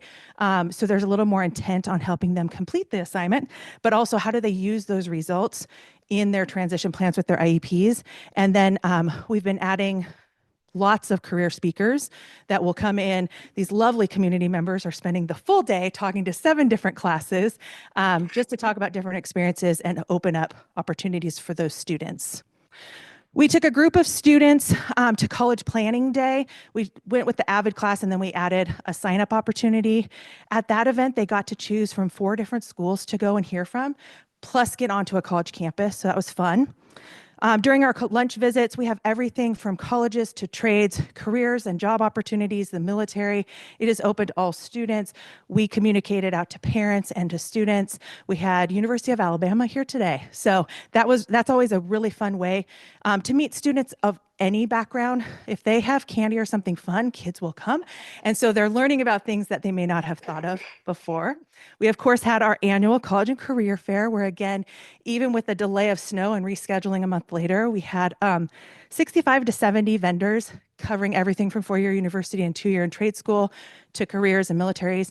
And we set that up in a way for every single student in our school and in Two Rivers and even P3 if they would like to come over to come through during the day for that. And then I am partnering more this year with our local college and career specialists. We've met a few times in Issaquah to talk about what is going well, what are we doing differently, how do we share our resources. And so Bellevue High School, Mercer Island, just last night had a huge case study and college fair that our students were available to go to. So we communicated that out and then I went and helped them as well. So just finding opportunities that even if it's not just us, that our students have access to has been really important. And then this was new this spring. It is already happening because this was supposed to be our last presentation last month. I am offering 2 3-session workshops focusing on scholarship searches and creating my college list, trying to find ways. We know many of our students work with independent counselors, and so how do we serve and support either those students and or students who don't have that as a resource as just another kind of focus in support along the way. So all of this is also hopefully can be connected even more as we get better data from the high school and beyond plan. So as these events come up, we're not just sharing it broadly. We can very intently say to students and parents, you show that you are interested in this career, come to this event. And I think that engagement is going to increase with that as well. This just speaks to all the work that's happening outside of the tool that Yeah. the kids are having to use. Exactly. And hopefully next year it will be better Yeah. with the different systems, certainly, but this is really where the work is done. And I am constantly blown away by all of the people that are visiting the school, whether it's virtually during lunch or, you know, in person for the students to come and visit. I think it speaks to our district and our high school that they want our kids. Absolutely. Yeah, thank you. Yeah. Those did not used to happen as frequently as they are, and as the breadth of universities and other organizations coming. So Well, and truly, if you know anybody, send them my way. Or if you ever see something there like this seems to be missing, I'm hearing this. We don't always hear it in all the way down at our end. So if there is anything, we're always open and willing to have people come and partner. I love the scholarship search and, you know, create my college list. I think what you just said, that's some kids have access to, you know, Yeah. out of school resources, but this will kind of give a what. Yeah. And how you integrate this to the college readiness and other service that they need to take, you know, so that, you know, it truly creates the right outcomes of the information would be really, you know, beneficial in the long term. Yeah. Yeah. Thank you. Absolutely. Anything else? Well, thank you. I'm going to head back down to cheer now. Have a good evening. I'm going to let our other guests continue on, and then we'll skip back to algebra and UDL at the end. Now we're going to talk about integrating tech. Sure, I was going to bring it up. Oh, yeah, I think Jamie's going to start. Go ahead. All right. Hello, I'm Jamie. I'm the digital learning coach for secondary, and this is Anjali, digital learning coach for elementary. So we want to start by talking a little bit about how we're using technology to foster student creativity. And one of the most exciting parts of my year so far has been working with the teachers at Twin Falls and also last year with the teachers at Mount Si on video essays with their 8th grade students. So what a video essay is basically they take an essay that they've written for their language arts or their social studies class and they turn it into a video. So it's their own voice reading their words aloud, and then they use words and images and things to create animations that enhance those words and their thoughts and kind of hopefully add even like a second layer of meaning to it. And it was really, really exciting to be out there with them as they were creating their videos. And so as I was walking around the room, and also the teacher and I are kind of like, peeking on class policy too. The whole day that I was out there, well, 2 days, I didn't see a single kid switch between like a game on one tab and then like the video essay on another. And that's a real win, I think. So I think that just shows how this is a really great direction to like have technology for good, basically, where they're using it to create things that enhance and, project their voices as opposed to distracting them. So that's video essays. And again, these are just like two tiny snapshots of ways that we're using technology to promote creativity here. But one of the ways that we've seen it in our elementary schools is through image creation, right? So one of our kind of big question marks that we're constantly working through is how are we helping our youngest learners to start to interact with and understand AI, and using image creation like the image generation tool within Canva. That's something that we already know is safe and vetted for our students, but it's a great way for them to start to think about, okay, I have this idea up here, like what could I put into this machine and then get back? And how could I refine that? Like, oh, that's not quite what I was thinking in my head. How can I refine my language and my tools? And with image generation, we can really make sure that we're meeting the needs of all of our students. We can do things like help students to use voice to text. So if we've got early writers or students who need a little bit of support with spelling and things like that, there's lots of tools to make this accessible for all. So I've seen this in things like as a class, maybe as a young class, we're working together to say, okay, I'm going to read this story aloud. What do you think this setting looks like, right? And so we could create it that way. I've seen it in like second grade classes, thinking about landforms or science and other ways like that. Like, how could I visualize this and how could I show my understanding through developing this creation? So just, again, a small little tidbit. We'll talk a little bit more about the AI piece as well, but it's kind of a fun way to marry the two. All right, Jamie, back to you for this one.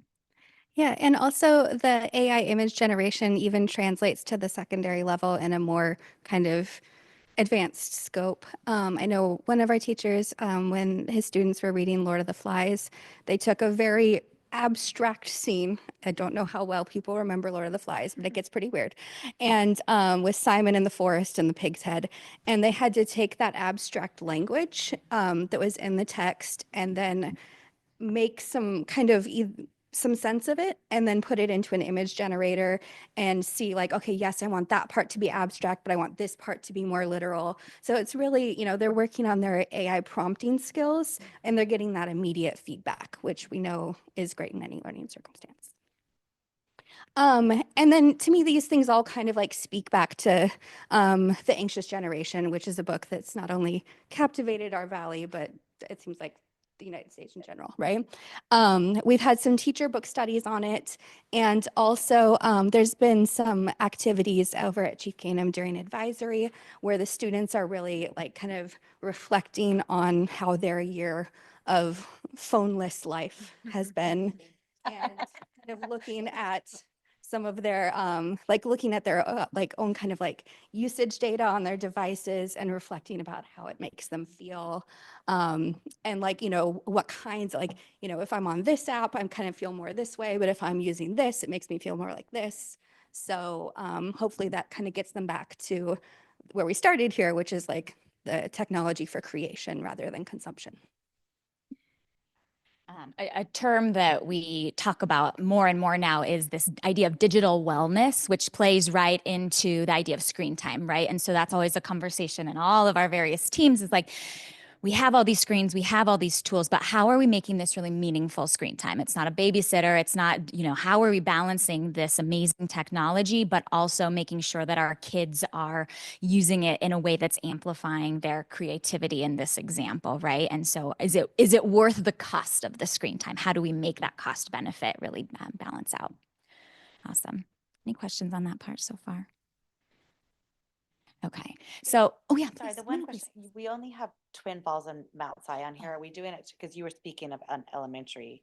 Oh yeah, so for that one, that was for the video essays. So that example that she used was like pertinent to secondary and just kind of the needs of those staff. That wasn't something that I delved into with them specifically, but I mean, certainly if staff were wanting, I would be more than happy to do that. Yeah. The image creation that you were speaking of and the meaningful discussion, is that happening across the district then? Yeah, yeah. Definitely. And in lots of different capacities. I will say, you know, especially when it comes to some of these AI tools, which we'll talk about, right? The appetite for that or the level of comfort with that really varies by teacher. And so actually, this is a beautiful segue into our professional development. Thank you. And so we are really working to promote opportunities, like entry points for all these different, like some teachers are like, I want my 5th graders on this yesterday. And then I have other teachers who, you know, maybe are a little bit nervous about AI, right? And so it's like, how do we make this approachable and safe and comfortable for our various staff members with their various levels of comfort? So professional learning opportunities for staff are also a really important part of this integration of emerging technology. So every summer we do a district-wide training called BLAST. Jamie, I remembered the S. It's Building, Learning, and Supporting Technology. We couldn't remember in our brainstorm this morning. We created it so long ago. It's just ingrained. And that is an optional staff development day. It's held in the smack dab middle of August before any of staff required days. And last year we had 220 teachers attend, which is a pretty awesome testament to the work and the types of sessions that our teacher leaders have created in this learning experience. This year, it's going to blend UDL, inclusive learning, and technology. We heard a really nice anecdote from one of our digital learning leaders, which we'll talk about a couple of months ago. And when she was new to the district a couple years ago, BLAST was kind of her first like immersion within SVSD staff. And she said it was such a cool experience because it really showed her how much this school district values technology and how we're using it in a meaningful way with our students. So at this day, we open it up in the PAC with a keynote speaker. We bring somebody in who's really knowledgeable, both in the ed tech space and just kind of the technology space at large. And then that person, that kind of expert, also has sessions throughout the day, often up here in the library to accommodate more. But the majority of our sessions are led by teachers here in the district, right? Feet on the ground, people who know what our staff need and want, but people who are doing really, really exceptional things. And so it's really an awesome way to amplify these teachers and give them audience and space and time that they might not get other times in the year when teachers are so busy and they're, you know, it's always can be hard to get the time that we all want as the giver and receiver of professional development. All right, are you doing the next one? I'm going to carry. Of course, so BLAST is really our kickoff for the year, but then we have other opportunities throughout the year, both synchronous and asynchronous. A lot of our asynchronous opportunities tend to be more tool-based, really just people who are like, I want to learn this new tool, just kind of give me a space to like focus on it. And then our synchronous ones tend to be things that people want to converse with each other about and learn together about. So like our synchronous ones, we have a brisk course, or we have the Schoology 101 course for brand new teachers to the district. Whereas our synchronous our most exciting ones this year have been our AI classes. So we started with AI Explorers, and that was for all teachers who were excited by the keynote at BLAST, and they're like, okay, I'm ready, but like hold my hand, please, right? You know, they're like, I'm ready, but let's do this together. And so it was very like basics, like reinforcing what we started at BLAST, and then kind of, you know, guiding along together. And now we are in the middle of AI adventurers, who are people who are really kind of, you know, they've gotten their feet wet and they're ready for the next thing. In the secondary one, we've been focused specifically on assessments in the age of AI. So how do we build assessments that aren't copy paste, right? So not that they wouldn't use AI necessarily, but things that it's kind of like forced ethical use of AI, let's put it that way. And that's been really exciting. And yes, those have been kind of like the highlights, I would say. We also offer digital learning coaching cycles where a teacher would work one-on-one with either Angeli or myself. And it's really, the cool thing about this is that it's really, really tailored to the teacher specifically. So they come to us with a teaching goal that they have, something that they want to improve in their practice, something that they want to see happen differently with their students. And we talk about it together, and we start with the teaching and learning focus, like teaching and learning first. And then the technology is something that supports that overall goal. So we create a goal together. We help kind of gather resources that will help them in their learning and trying new things to reach that goal. And then we kind of work through the process and then in the end, reflect on it together. You touched a little bit on ethics. And so I listened to this podcast, and it was from a professor at a university, and his thought process was, I can use AI to grade my students' homework, but I owe it to them to grade their homework so I can be a better teacher to them. And so do you talk about any of those points with our teachers, and, you know, what are their senses? Yeah, that's definitely something that's come up. One thing that really, the story that sticks out immediately to me for that is I have a teacher who uses Brisk, one of our favorite tools, to give some feedback on student writing in process, kind of so it can get to them more quickly. And they're always very conscious to say, like to tell the students, I am using AI now. And it's and so then they would then expect that clarity back from the students as well. So it's kind of setting that expectation of like, sometimes we use AI this way, sometimes we use it this way. So it's kind of like building that conversation of ethics from there. Another kind of way that that conversation will go with other teachers is, so like, why is it okay for me to, give feedback with AI if I expect you to not use AI on this? And the thought that I come back to is like, what is the learning that needs to happen, right? A teacher doesn't necessarily need to learn how to grade. So then it would be acceptable for them to use AI for that. Whereas a student is learning how to write, and therefore they need to build that school before they could use AI to do it more quickly for them. That's Yeah, how I would come to it. that makes sense. I really liked, I think you talked about some of the questions that you would kind of prompt into AI. I'm not getting what I want, so be direct and get that result. And then the other point of the podcast was, have the students write first and then put it into AI, or create first, then put it into AI, and then refine it from there. So yeah. Yeah. And we Still have also that creative process, or that learning that happens. And we also, I didn't put this on the slides, but we also have kind of I'm still calling it the red light, green light poster, but it needs a better name. Where it's like, you remember like in the classrooms before when we had cell phones, it was like the safety pin was on red for no phones. We have a similar thing we've developed for AI, and we're hoping that that will kind of help also guide the conversation about ethics. Awesome. And to add to that, when I think about that question and the ethics there, I don't know if you're familiar, but OSPI, I believe it was last year, put out some AI guidance, right? And there's this graphic and it goes like human, AI, human with these arrows. And it really emphasizes the importance of like, you can't just end with the AI, right? So just like a student, we would hope, wouldn't just put something into an AI tool and then submit it, right? The goal when we're trying to teach students about using AI is you're using this as a tool and then you are doing some critical thinking and application, and then maybe revising or switching, or, is this really, did AI produce the ideas that I want to convey? And then I'm turning it in, right? Same with a teacher, right? If I'm a teacher and I'm using a tool like Brisk, I'm not just going to hopefully blindly go and add comment, but I'm going to read it and say, does this match? Or, hey, I just had this conversation with Jamie about her, vocabulary, and I'm noticing she has this really amazing improvement in her vocabulary usage. I can personalize it in that way. So I think that end human piece is like a critical piece on all sides.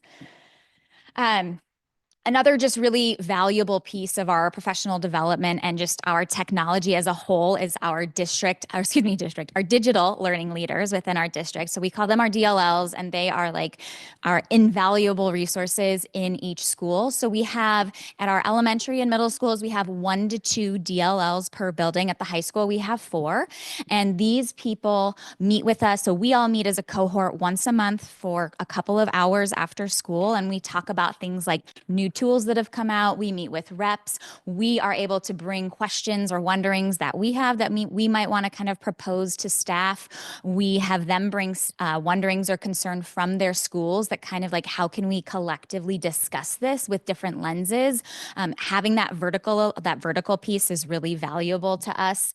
In the past, we've done elementary and secondary separately, but having the ability to talk with, I mean, one of our DLLs is a preschool teacher, right? And then we have high school, teachers who are teaching seniors. And so when we can all kind of contribute and think about what does this look like what does technology look like in SVSD as a student progresses is so helpful. And so they're meeting with us, they're learning, they're providing professional development to their buildings, which is great because they're able to tailor to their own staff. And so we can customize and we can do those things, but it is nice that they are able, if a principal has a need or something, they can connect with them. So they have a stipend that's paid for through the tech levy, and we get 52 hours out of each of them, and they are amazing and we love them. And on that note, teachers do also, as a way to encourage them to further their learning, they get an optional 7 tech hours for certificated staff that they can have paid out as they earn their hours. So things like Blast, right? That also helps to encourage them to come in the middle of August. Like, I won't pretend it's just, the flashy classes, but so they have a way to earn and promote their learning as they go. Just one thing, the district has the AI policy and all that stuff. So we are integrating because things are changing, right? So that we are also updating our policy that we are on the same page for public and usage within the district. Yeah, it definitely feels like you're building the plane while you're flying it. Yeah. In our work, we do a lot of work with folks in our like jobs in our kind of consortium districts, our neighboring districts. And the good thing is we all feel that way. And so, I mean, it really is you just trying to, just to keep up with the curve there and try to kind of keep things updated as you go, for sure. Okay, do you want to start this one? Yeah, so these are kind of some of the tools that we're working with right now, the AI tools that we're working with. Canva, like a lot of other platforms, they're all just kind of like integrating AI within their platforms. So Canva, we mentioned that earlier when we were talking about creativity. Brisk, I suppose we also already talked about when we were talking about feedback. And then Copilot is what the teachers are using for working with AI chatbots, basically. And then we're also looking, just kind of keeping our eyes out. I still like to say that we're kind of like in the MySpace era of AI tools. So we don't want to get too attached to anything yet. But we want to be aware of what's going on too. Yeah, that's what I hear. Copilot is still, MySpace. Yeah. At least we're out of the Friendster era. It's fine. Yeah. You know what MySpace is, Henry? What is it? Isn't it like the OG social media Anyone that still has an AOL email address probably still has a MySpace. It's funny. There was actually Friendster before MySpace, but no one remembers Friendster. It's like So it's the fine. pre-Skype. So have we approved an AI platform yet for students? Like, is it by class, will we allow them to use, I know they all use ChatGPT, but Right. if I could, I would, because it's way better than Copilot, but. Yes. So one of the things But I've that's lost. kind of the main kind of, I guess, like roadblock there is the age limitations that the companies themselves set. Got it. Okay. So we're kind of waiting, like on things like Copilot and Gemini, we're kind of waiting for those age restrictions to come down. Okay. But in the meantime, that's also why we're looking at School AI, because it's built specifically for education, and it'll give us a way to start at building these kinds of skills in the meantime. I'm betting the students are going to think that it will provide feedback to the teachers and the staff. So I don't know. But would you guys think if the school provided you with an AI that you'd be comfortable using it for everything you use it for now? I mean, maybe. There's no way to say that. Sorry. You're graduating. It's fine. You're to be completely honest. I'm just interested in why would we look at companies rather than just trying to develop our own? I mean, I don't know what the resources would be, but kind of trying to work on more of an individualized district AI rather than trying to just use another company's.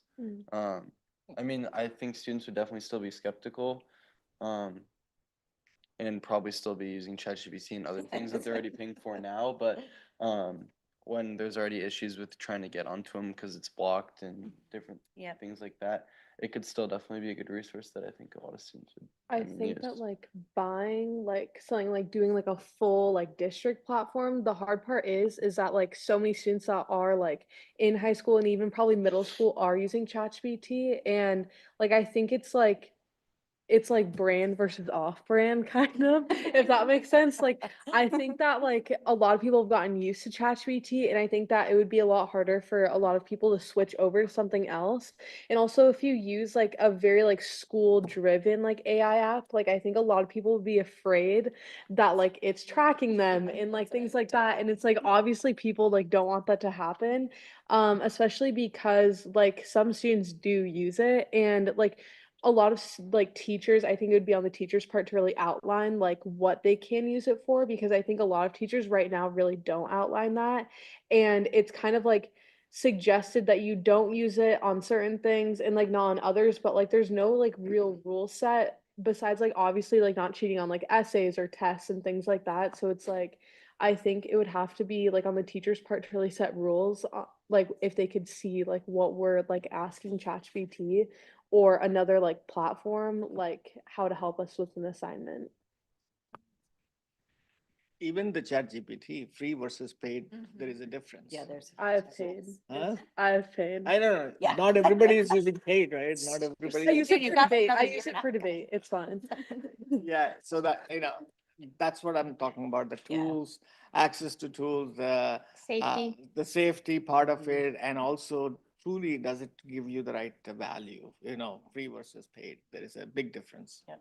And keep in mind, all the stuff you put in, if you wanted to, edit your paper, ChatGPT takes that, keeps it in its data bank, and then gives you your result, and it uses your data then for someone else. Yeah. And so that language model keeps growing and growing. Every time someone uses it, gets better and more refined, but it also takes in whatever you put. Well, and that's the advantage of using things like ChatGPT and Copilot. They're being used by not only just like us, and we're developing its usage for us, but also everyone's using it. So it's just getting better and better and better on top of that.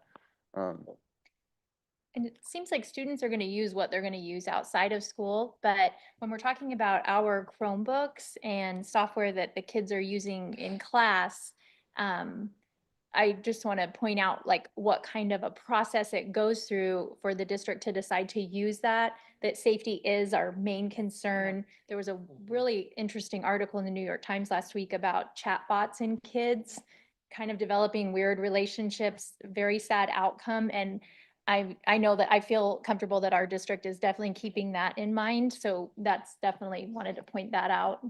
Yeah, That we're not just throwing around like Yeah, we we're should not use just this, adding we like- need to use this. There's like a whole process that Justin, our director of technology, goes through with the team. And Yeah, absolutely. It's the digital resource request review. And that's actually, I wanted to say, one of the reasons we don't prefer ChatGPT is because it does not protect people's information in the same way. And especially like our minors, right? It does not protect people's information in the same way that the Copilot for Education or Gemini for Education does. So that's why we need a school one. So actually it's so we can't spy on you, not so that we can.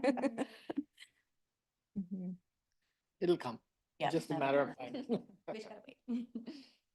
Cool. All right. Thank you so much. Good job. Thank you. Thank you. This is a great segue. We're also looking at Colleague AI right now, which is a platform that's specifically being developed out of the UW for schools. And so they're looking at it specifically with the lens of students and teachers and how they work with AI, from a curricular lens for like modifying for UDL, and from a student lens in terms of safety.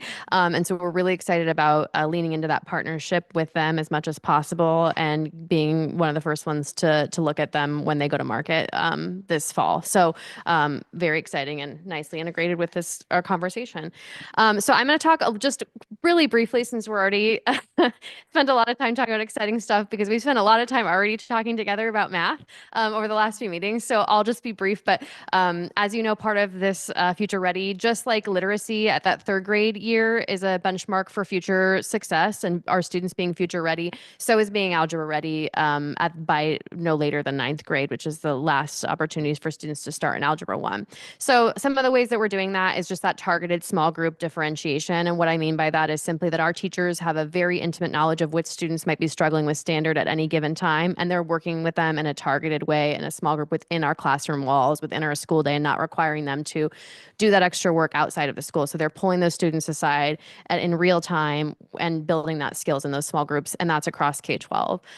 We also are working a lot. Joel, one of our math coaches, has been doing a lot of push with teachers and getting their friendliness with using whiteboards for students to actively be practicing the math in front of their teachers so they can get real-time feedback about where those deficits are. So I think it was you who came with us in a walk earlier this year, and we went into a math classroom, and the students were up around the room all on whiteboards in pairs practicing math, and the teacher was wandering around and being able to actually watch them do the math and give them real-time feedback. And so that is work we're doing also K-12.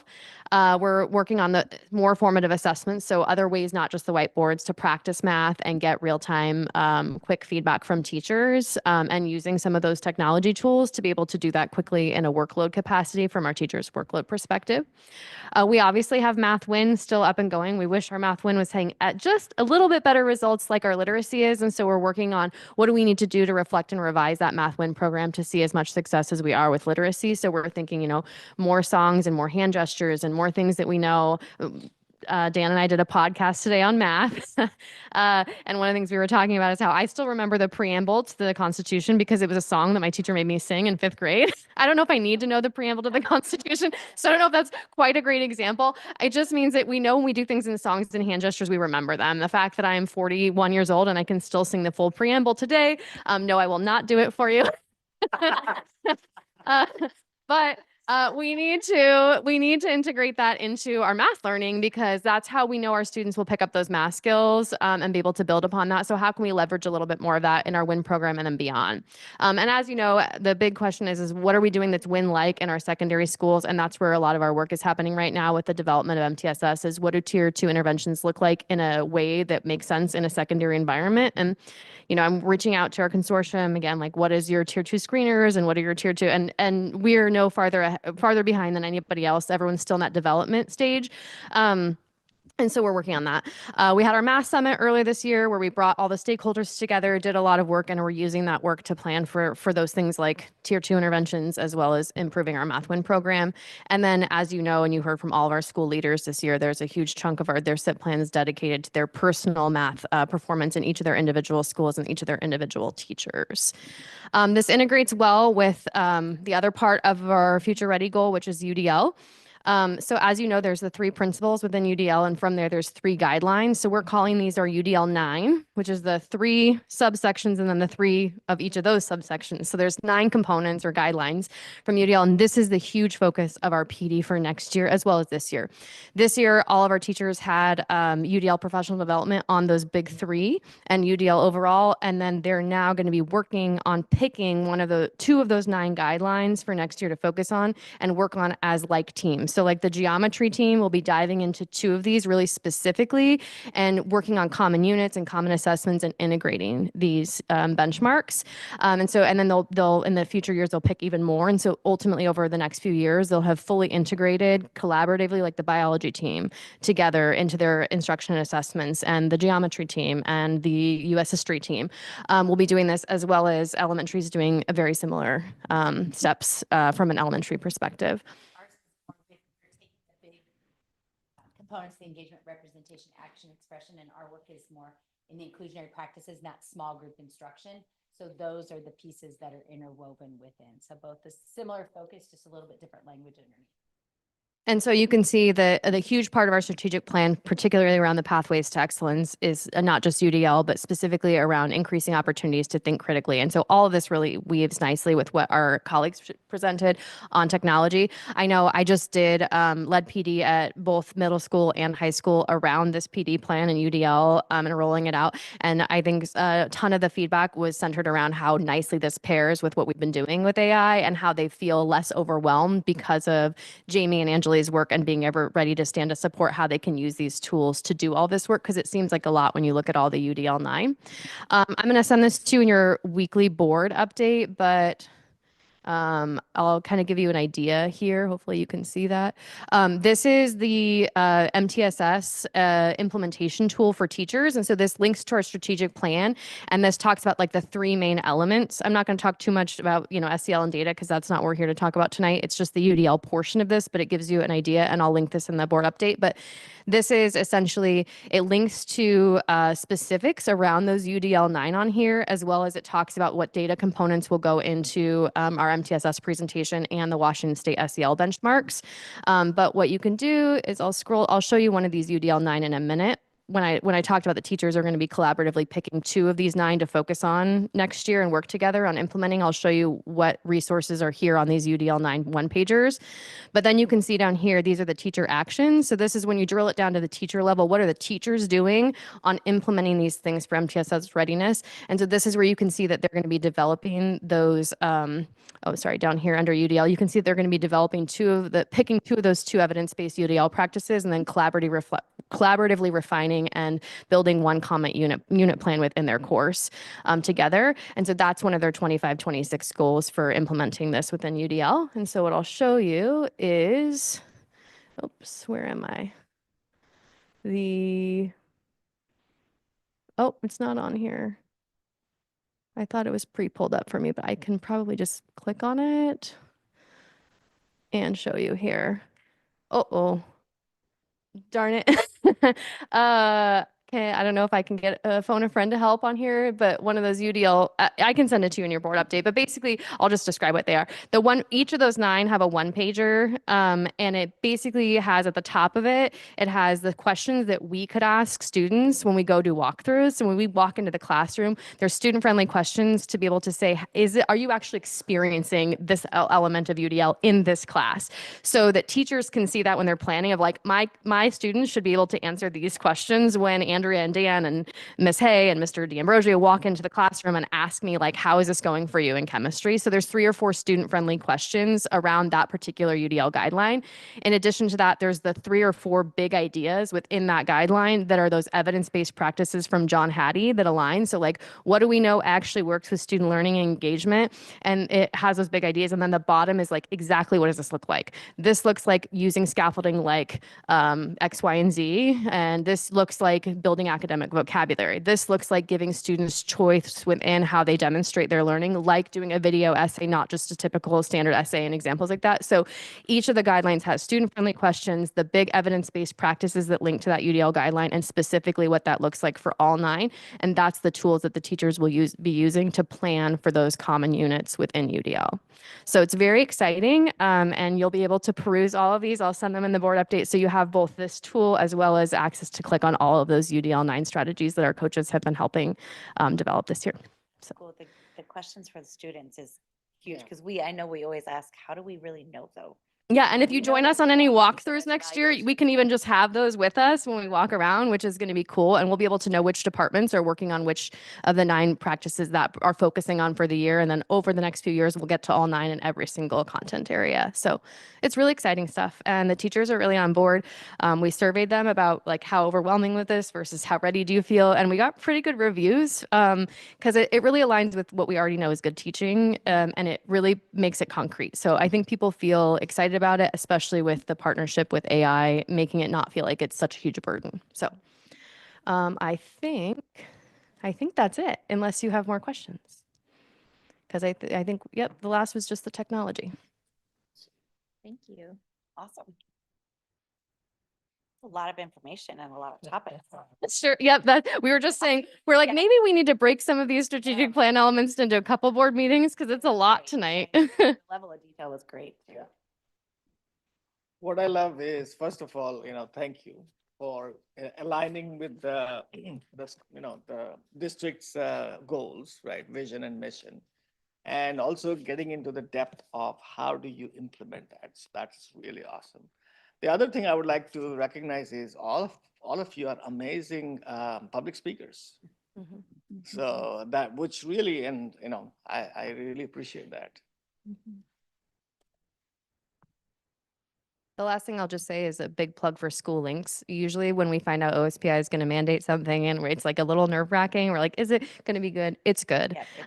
We've dug into the tool, and our district implementation team, which is Stacy, Michelle Cheney, myself, and folks from our tech office, are all equally excited about it. And I think it gets at exactly what you were talking about earlier, is it feels like such a checkbox. The ability that we'll have after like 8th graders are supposed to complete the career interest survey, which gets to the point of Grayson is like maybe in 8th grade she would have been more interested in looking at that. And it also allows students to select what career they're interested in, override even if their career survey says florist and they're like, no, I actually want to be a kindergarten teacher. They can pick it. And then what's cool is every single teacher will have access to all of their students' career interests, so that they can, when we're talking about UDL, they can actually look up and say like, what are some common career interests of my students in my 3rd period class, so I can make this learning relevant to them, which is really cool. So big plug for School Links. Too, if we have the longer term data, if we start seeing trends, there's different things Yeah. kids want to study here at Mount Si. Yes. I'm knowing that it takes time to build a course and whatever, but just. So that's exactly what it's going to be intended to do. Yeah. And what Stacey Zacco was mentioning is that we can run reports, so we can say, okay, out of all the 8th graders, which 60 of them maybe didn't do it, so they don't wait till an hour senior year on their bed and just bang it all out in one night. And we can send targeted messages to them and their parents and say, hey, it's the end of 8th grade. You haven't done this. Make sure you do this, because this will be helpful next year when we build upon this and start doing things like looking at colleges and things like that. So right now we don't have the ability to do that. It's without doing it by hand, which no one really has time for. And so it'll allow us to integrate that with Parent Square and be able to send targeted messages in Student Square. So it's gonna open up a lot of doors for us to try to hopefully make this a little bit more meaningful. So I'm very excited about it. This is just so you can see, this is one of the examples of the one pager that we're talking about. So there's those questions for students, the evidence-based strategies, and then what that looks like. So you can see just one of the 9. So. Thanks, Thanks, Tyler. Tyler. All right. Make sure to listen to Andrea on her first ever podcast. And hopefully last. I was gonna I say doubt it. first and not last. Nice. The other thing is, I don't know about other board meetings, but I think we have a very light, environment where we laugh and we still get to the, fundamentals of that, work. Yeah, that was a lot of meat. What's that? SBA data. What's that? Or what's the other guy that comes to? CE. Yeah. All right, we have our All right. students up. All right. Been a while. First thing I want to kind of start with is that for all of you and the public, if you're not following the district Instagram, go do that, because I think Connor is doing an amazing job. Yay.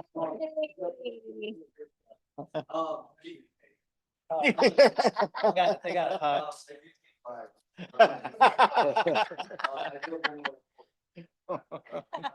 We can talk about how that after.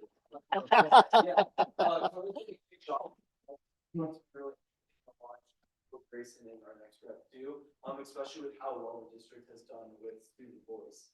I think it might start to shift the role of student rep, especially with how well Connor's been keeping up with all the events, not only in high school, but all the different schools as well. So it's kind of made us not have to focus as more as trying to capture events, but really trying to get into the nitty-gritty details of what students are requesting.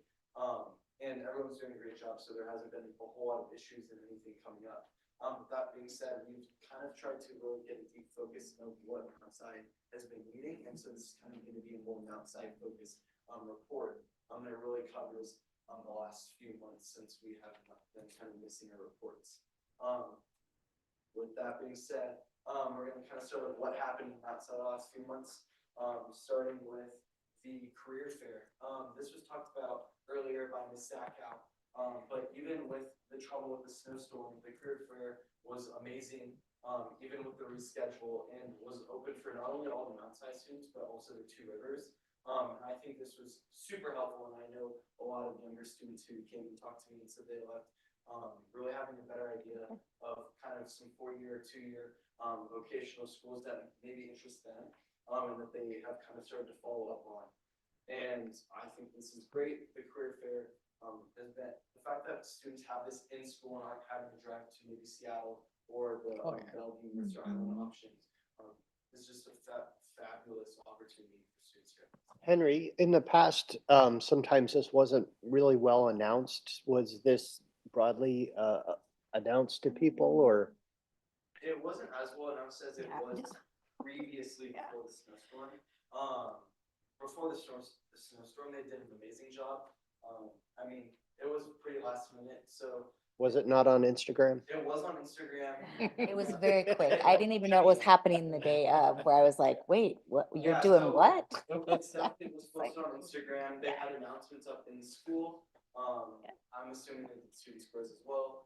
I mean, I knew about it. I know a lot of the students around me. However, was it as well, marketed as the previous one? No, but I mean, that's kind of the issue you have when you are rescheduling.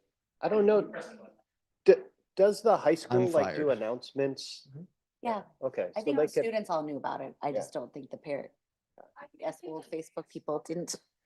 Would be honestly like knowing like what colleges were there, because like especially for me, like I'm actually like looking at this because like I might be applying to some of these colleges, and I actually like had no idea like what was like showing up. I like kind of assumed that like Wazoo would be there, like UW would be there, but like a lot of the other colleges I really didn't know or had any idea. And I think like something that like helps you like with these fairs, because I've been to a couple of them, is knowing what schools and other opportunities are there so you can ask them questions. And I feel like better marketing more on like what schools are going to be there instead of the date necessarily, or I guess both, just so students can prepare more thoughtful questions instead of like the representatives just kind of repeating like the same like over and over again to all these students, trying to convince them to apply.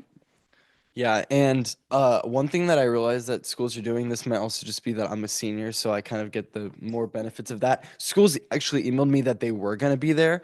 So maybe kind of trying to, I don't know if this is like we can encourage more schools to that, but maybe like a partnership of some sort.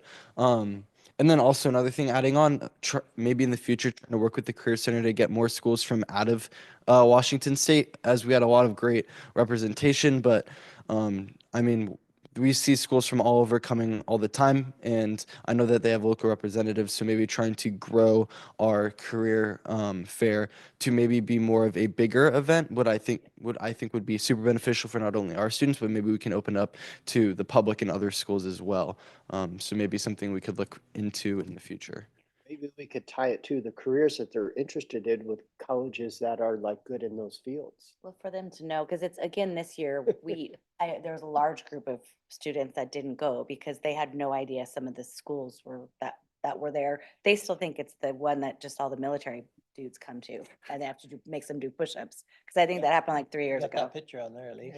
But it was like 3 years ago, and that's all that they saw. And so, but the level of, and I didn't see it till after, but the level and the breadth of colleges that we had there was, and trades and military and the police, but that was not advertised before. I think there was a big population that just assumes they were gonna have to go do push-ups. Yeah. Maybe As they horrible as that sounds, but Hey, push-ups are, I know, but they would rather have their afternoon off. yeah, that's Go true. do homework. How would you propose you get like daily news briefs from outside? In what form or media? I mean, that's definitely a big, topic that we're trying to work on at the high school. I think there's, a few avenues, maybe trying to improve the morning announcements, turning them from having our morning, but maybe an afternoon announcement where it's more, a little longer, has more information, maybe a bulletin board, but that's going to be a big project for our incoming public information officer on the exec board What of about like ASB. a digital board somewhere in the lunch area? That just lists like days events and who's gonna be there.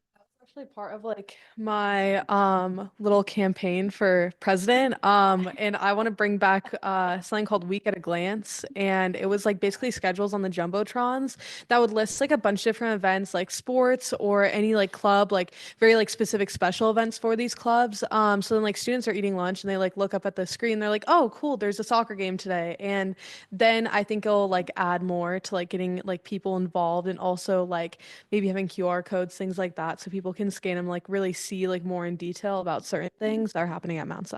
Awesome. Yeah. Well, I hope you win. I did. He already She won. did. Congratulations. Yeah, he's the president, incoming. For next year. It was not a topic on our agenda. Yeah, sorry, wait, we'll add a last minute slide. But no, you're definitely right though. The communication is definitely somewhere where we can improve. And Grayson and her fellow members on the exec board have definitely made that brought that up and are definitely going to be focusing on that coming up. So yeah. And then we also had a Spirit Week, which feels like so long ago. But it was actually a really good Spirit Week. It was kind of interesting because I don't think we've had a kind of March Spirit Week in a few years, at least up to my knowledge. So it kind of tied to March Madness, as you can see with the Wednesday. But it was kind of just like a really interesting, kind of enjoyable week. Because it kind of just been like very rainy, cloudy, and it kind of lifted spirits, brought everyone's, kind of back up, and kind of was like almost served as like an in-between midwinter and spring break, but with school. And then they had like breakfast. They had like a pancake and waffle breakfast. And so for someone who enjoys food, I found that very yeah, I guess I'm biased, but I really enjoyed that, and I know a lot of students did as well. And so I just thought this was a great thing to note, and didn't get as much media attention from the Instagrams and everything as I thought I would. Connor, I did not see Connor at the pancake breakfast. I'm just putting it out there. I wrote it in his So that was evaluation. all of His evaluation. Yeah, that's got to go in his job description. Must attend pancake and waffle breakfasts to take pictures. So yeah, but I really enjoyed it. And I know a lot of students did as well. So I think it's awesome to see kind of how this leadership class has done a good job of having multiple classes that can focus on different things. Because I know the class that I'm in had nothing to do with this, but knowing that other peers in another class playing this whole week is awesome. So yeah. And then we also had the winter recognition assembly, which really kind of, I know it feels like so long ago, but really kind of recognized all the different groups that we had and how successful of a winter sports and clubs competition seasons they had, recognizing 14 different groups for their achievements, some of which were competing at state or did very well in their district regional competitions. And then also we had this like 30-second basketball competition. So if any of you weren't there, it was super fun to kind of watch teachers and students trying to shoot free half court shots. I think someone even got hit in the head. So I think they were okay though, but it was definitely a crowd favorite. And then it definitely built a lot of spirit and kind of tied into the whole Spirit Week that was going on during that week as well. And I know a lot of students and staff left feeling like that was one of the better assemblies that we've had in a while. So definitely kind of working on this trajectory of trying to build culture within the high school. And kind of tying into that goes into the focus group. So a couple months ago, we had Christian Page come out. We talked about this in our last report, who had a big focus on building culture and community, which is one of the main focuses of not only administration, but also kind of student leadership in the high school. And so the focus group has really kind of made this the new goal of the focus group of trying how can they build culture and community. And so that's what we discussed at our last two meetings. And we kind of focused on student action as well as staff action. And these are both kind of a summary of overall all the different things that were talked about in both student teacher actions, but in summary, I think it's really important to remember how all of these students have been meeting in this focus group for the whole year, and even some last year. And so we have been talking and talking and talking and discussing all the different things that we want to do for years now. And so students are at the kind of point where they're like, let's do it. And so I think you can kind of see that in the summary of how people are like trying to say, we need to change our attitude. Rather than kind of just like wanting to, what can we do? And then trying to reach out to the community to build connections and kind of start to make those changes. And then also working on things like how can we normalize asking for help? Because that is another big struggle we see within the high school, having kind of different social groups and spheres of kind of success rather than having one collective community. And then they also, of course, is the things of students asking for how can we have more academic supports. Maybe this is peer-to-peer tutoring, different things that aren't more necessarily just like our math tutoring, but how can we be more helpful to each other rather than having and relying on staff. And then kind of more academically focused, asking for help, what do you need, advocating for your legitimate needs. And then the last thing that was kind of, we talked a lot about is how your actions affect everyone. Now going into teachers, it's very similar, but more of, from the teacher perspective, just trying to build stronger connections with students. And I've talked about this a couple times, but students are looking for this mentorship and trying to figure out how can teachers not necessarily go out of their way, but try to make it easier for them to build stronger connections with students. And then needing to have a minute or two before classes start because the day has become so compact of just learning, class to class to class. How can teachers work to build in time, a minute or two, not only for a break, but also to help build that connection so students can socialize with their peers and even their teachers in their classes. And then brain breaks and on block days to kind of continue to build that break and also act as another opportunity for them to socialize and connect. And then check-ins.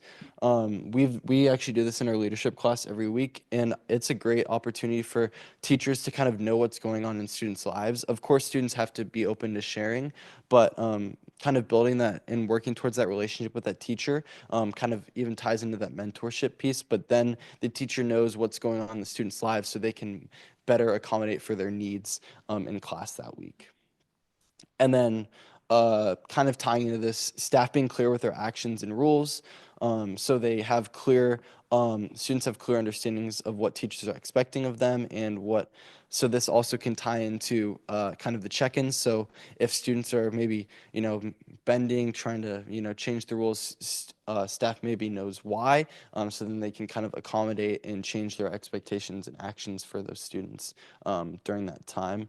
So kind of trying to bend those two in together so then it can overall build a better connection between the teachers and the students in the learning environment as a whole. And then the most important part is why, explaining the why. So students know why they're doing things. It gives them more motivation as well as kind of just gets to the root cause. So, it just creates the overall better learning for everyone. And then, so what now is kind of the overall focus of the last summary. The group wants to take action and it's going to be exciting. We have our next meeting tomorrow to see kind of what we take from this and how we kind of start to do things. And trying to focus on what's easy, what's hard, so we can kind of, maybe start with something easy. So bleeding into next year, we can take that and work on something a little harder. And then I talked a little bit more about how we sorted things into different actions and categories so we can pick up where we left off and really get down to the work in the next meeting tomorrow. So yeah. I know that was a lot. Any questions on kind of the Mount Si part of that before Grayson gets into our survey? The only quick question is, has this been shared with staff? Yes. Particularly around the teachers' actions and, okay, cool. Yeah. Did that. I think they did a gallery walk, right? They did that work. They started the work with Mr. Page in the library and discussed. They Awesome. saw the student feedback and then. Awesome. Awesome. Okay, now for the semester 2 survey. This was taken, I think, at the beginning of March, so it's definitely been a little bit since these were in, but it's all still super relevant information. We had 100 students take this survey this time, which was, I think, about 10 less than last time. However, we had more students fill it out on our QR code that we posted on Instagram. So we did have a lot more engagement through our Instagram, which was really cool. And we've noticed that a lot more people have like followed it since like the last time that we did a survey and like really started like the account and like getting it going. So that was super cool to see. Okay, so who took the survey out of the 100 people? So we have a lot more of an even mix besides freshmen of who took this survey, which is really neat. Last time we had, I'm pretty sure like 40% sophomores, and this time seniors take the majority, but I still think that's pretty even. We still haven't gotten a great way to get the freshmen involved. A lot of the times, especially during first lunch, they're all in the 4000s building usually. So it's maybe trying to look to expand into the 4000s building to really make sure we get their voices too. And in second lunch, I think that's where we collect most of the freshman voice because they have to have lunch inside the main building. But in general, I think it's great that we have a pretty even distribution. Okay, so we asked them how the end of semester 1 was and the start of semester 2. We see a little bit more towards the 4 to 5 range when we start into second semester, which is great. So I feel like people felt a little bit more refreshed. They had all their assignments turned in. It was kind of like a fresh start, which was great. And it's good to see that students are eager to start the second semester because that means new grades, new opportunities, and things like that. Okay, and then we asked them, what would you describe Mount Si High School in one word? There was a lot of different things. These all had, I think, at least 5 people say this exact word.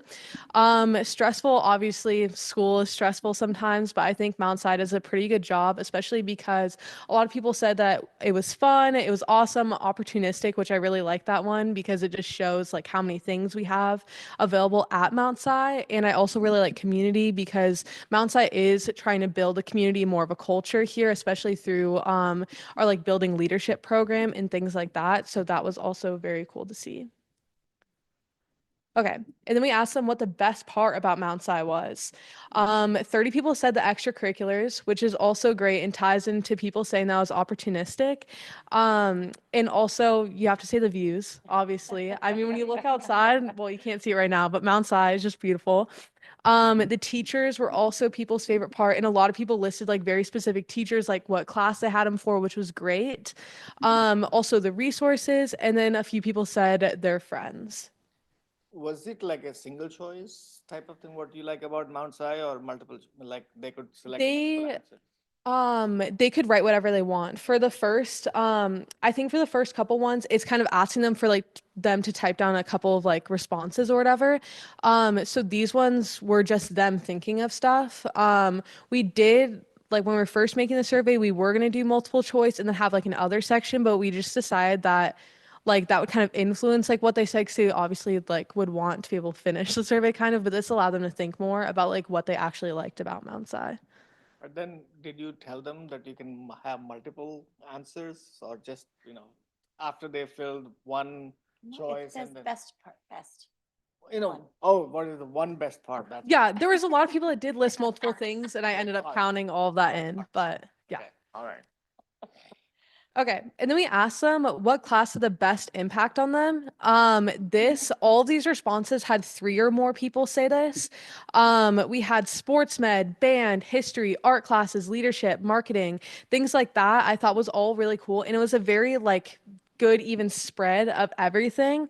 And I also really liked how a lot of like our CTE courses got into this because Mount Si takes so much pride in having our CTE courses here. And I thought it was super cool to see that like students are super eager to take these courses. They love their teachers and things like that. Okay, and then we asked them what the best tradition at Mount Si was. The homecoming and football tied at 30 for each, which I think a lot of people, obviously that's like our most attended event usually throughout the year is our homecoming and football games. But we also had people say basketball, Last Blast, a club event. A lot of people said the multicultural fair, which happened back in February, I think. And then the Lip Dub and Wildcat Idol, which were also all great things. And I feel like it was pretty evenly spread out. Okay, and then we asked them what their favorite place on campus was because so many people said they love the views here. So here's some of their favorite places. A lot of people said the lunchroom, which I think it's just because they get to take their breaks there. They also said the Pack Commons, the library, the 3200s hallway, which is like the big windows that view into Mount Si. I noticed like so many people like when they're like studying or like there after school, people will sit up there and study next to the beautiful mountain. People also said the track in the field. A lot of these people were the ones that played sports, so sports obviously influence a lot of people's lives. And then also a couple people said the barn because they were all in FFA. Okay, and then we asked people what resources could Mount Si High School do better at. A lot of people said increase amounts of mental health resources, which we had that new counseling program come out. So hopefully some people were able to find that if they did think that there needed to be more mental health resources and they needed them personally. A lot of people also said more AP classes, which I think is definitely cool to have. I think that Mount Si does a really good job right now of having at least like kind of at least one AP class for kind of every single field, but obviously expanding that because there's so many different types that you can take. I think there's like 48 APs or something like that. And I think that it would be cool to be able to expand on all of that to really allow people to take more rigorous courses in the things that they really want to be able to study and things like that. And then there's actually quite a few people, I think 7 people said that they want auto shop classes, which I thought was really interesting. There is a WANIC program that people could do to be able to go to Bellevue or Bothell to be able to do it. But I think getting more people like aware of that program to be able to do that, because I think if people want to take these classes, they definitely should. And I think it's a really cool career path to go on. And one of the discussions we had in our admin meeting was a potential partnership with one of the local shops, especially some of those right down the road. So maybe something the district could look into for the future. Yeah. Because our enrollment was so low in that class when we had it that we couldn't support it anymore. And Yeah. that was at the old high school, so. Yeah. Right. And I think that we have. Oh yeah. Cars and to fix. Still. And we had no one that took it, so. Seriously? Ooh. Perfect. Yeah. Awesome. Oh, awesome. Yeah. Awesome. Mhm. Yeah, that's actually really great. And I think we also have really good like construction technology classes, and I think it's just people want more of that because there's only so many courses that you can take in construction technologies, and I think it kind of all goes into one. Okay, and then we asked like some scale of like 1 to 5 questions, 5 being like the most, like especially like feeling safe at school, like 5 being like I feel safe, and then 1 feeling like but especially for I feel safe at school, every single person had a positive answer for this, which was really great. And it means that all the resources that we have at Mount Si for safety really work. And I think that us having like the police officers here and things like that, and even them just like walking around the hallways, like you can go up and talk to them and things like that, I think is really cool. And it definitely does make students feel like they're safe here and that they can really make sure that they're learning. And then we also asked them if they're proud to be a Mount Si High School student, and most people had 4s and 5s, so that's also really great. And I think that a lot of people enjoy like what Mount Si has to offer. And then we asked them if they get enough feedback to do well on their next assessment, and we had an even score for 3, 4, and 5. So that means that a lot of teachers are doing well with feedback and making sure that students know, like if they didn't do well on a single test and they have like a unit test coming up, that they do have the support for that. And then we also asked them access to extracurricular activities, and so many people also agreed with that, majority 5, so that's also really great. And then we asked them if they feel comfortable sharing their ideas in class. And again, we had great answers for that. And we also asked them if they feel like Mount Si is preparing them for life after high school. And again, we also had great responses for that. And this came, I think, right after the career fair. So I think that people were feeling extra prepared after that, knowing that they talked to some admissions counselors if they wanted to go to college, or we also had a bunch of different jobs come out and also trade opportunities. So I feel like people were really feeling like motivated and inspired to go and pursue those options. Okay, and that's the end of it. Awesome job. Yeah. Did you guys are going to share this one with the students that, hey, this is the survey that happened and this are the results?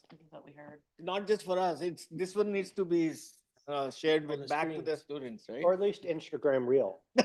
We can do that. No, I actually didn't think about that. And that's definitely something that we can do to make sure that students know like what their peers responded, because I think that would actually be a really cool And that opportunity. could encourage them to take next time. Oh, so. Because if someone's no, like, that's you are- not what I you know, think, I'm gonna do it next time. Yeah, I don't agree with Guess. that. I need to do. Blow up those results. Yeah. Really good job, you guys. Yeah. The questions and the breadth of questions, the diversity of the questions was awesome. And it's Yeah. things that we've been hearing. Good insight. Yeah, from when you guys have had offline conversations, it seems like it's all those topics that we've been hearing around support and assess. So good job. Yeah, I would As always. suggest break it down into smaller chunks rather than throw all It the was data in one. Combined in one. No. Oh. When you're communicating back to the students, instead of Oh, putting yeah, all yeah. the 10 things in one, you can just say, one or student two. feedback of the week or something, and then you That's a good idea. just, so that their attention span is limited, right? Yeah. we could do that. Maybe we'll make some fun reels. Yeah, So there you go. Oh, There you that go. too.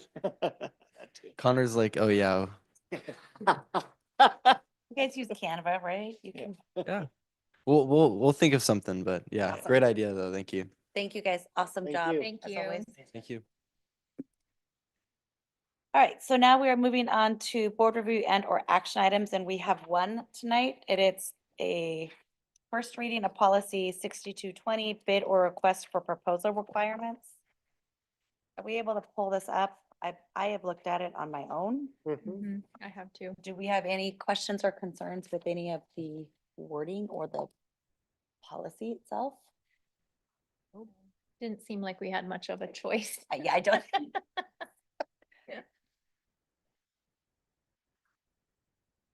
One thing that we didn't get put in. That we'll put in the next reading. Yep. There's a few parts in the policy that say a minimum of 3 quotes, and the federal We can't get. the three, federal right? guideline has changed on that, and so we'll be changing that to an adequate number of quotes, which is the required, and so that gives us a little more flexibility and is a response to some of our previous audits on that. Yeah, I know we've struggled and we always get called out on it. We don't, if someone's not gonna give us a bid, we can't. There's a difference of opinion on whether somebody saying I don't want to give a quote counts as getting a Right. quote. Yep. But yeah. Yep. So that wording change is pretty minor, and we'll have it in the next reading. Okay, but we're good with the first reading. Good to move Yes. forward. All right, we're moving forward. All right, there are no future meeting dates, so I think I saw it Yeah, on, they're there. They were there. not on my paper, sorry. I work up paper here. Oh, they're there, okay. Cool, I'm not gonna go through all of these. Memorial Day, I think everybody probably knows and families know, but it kind of landed on a funky day. It seems a little early than it normally is, because it is on the 26th. I know we've had a couple confusions in our home on that one.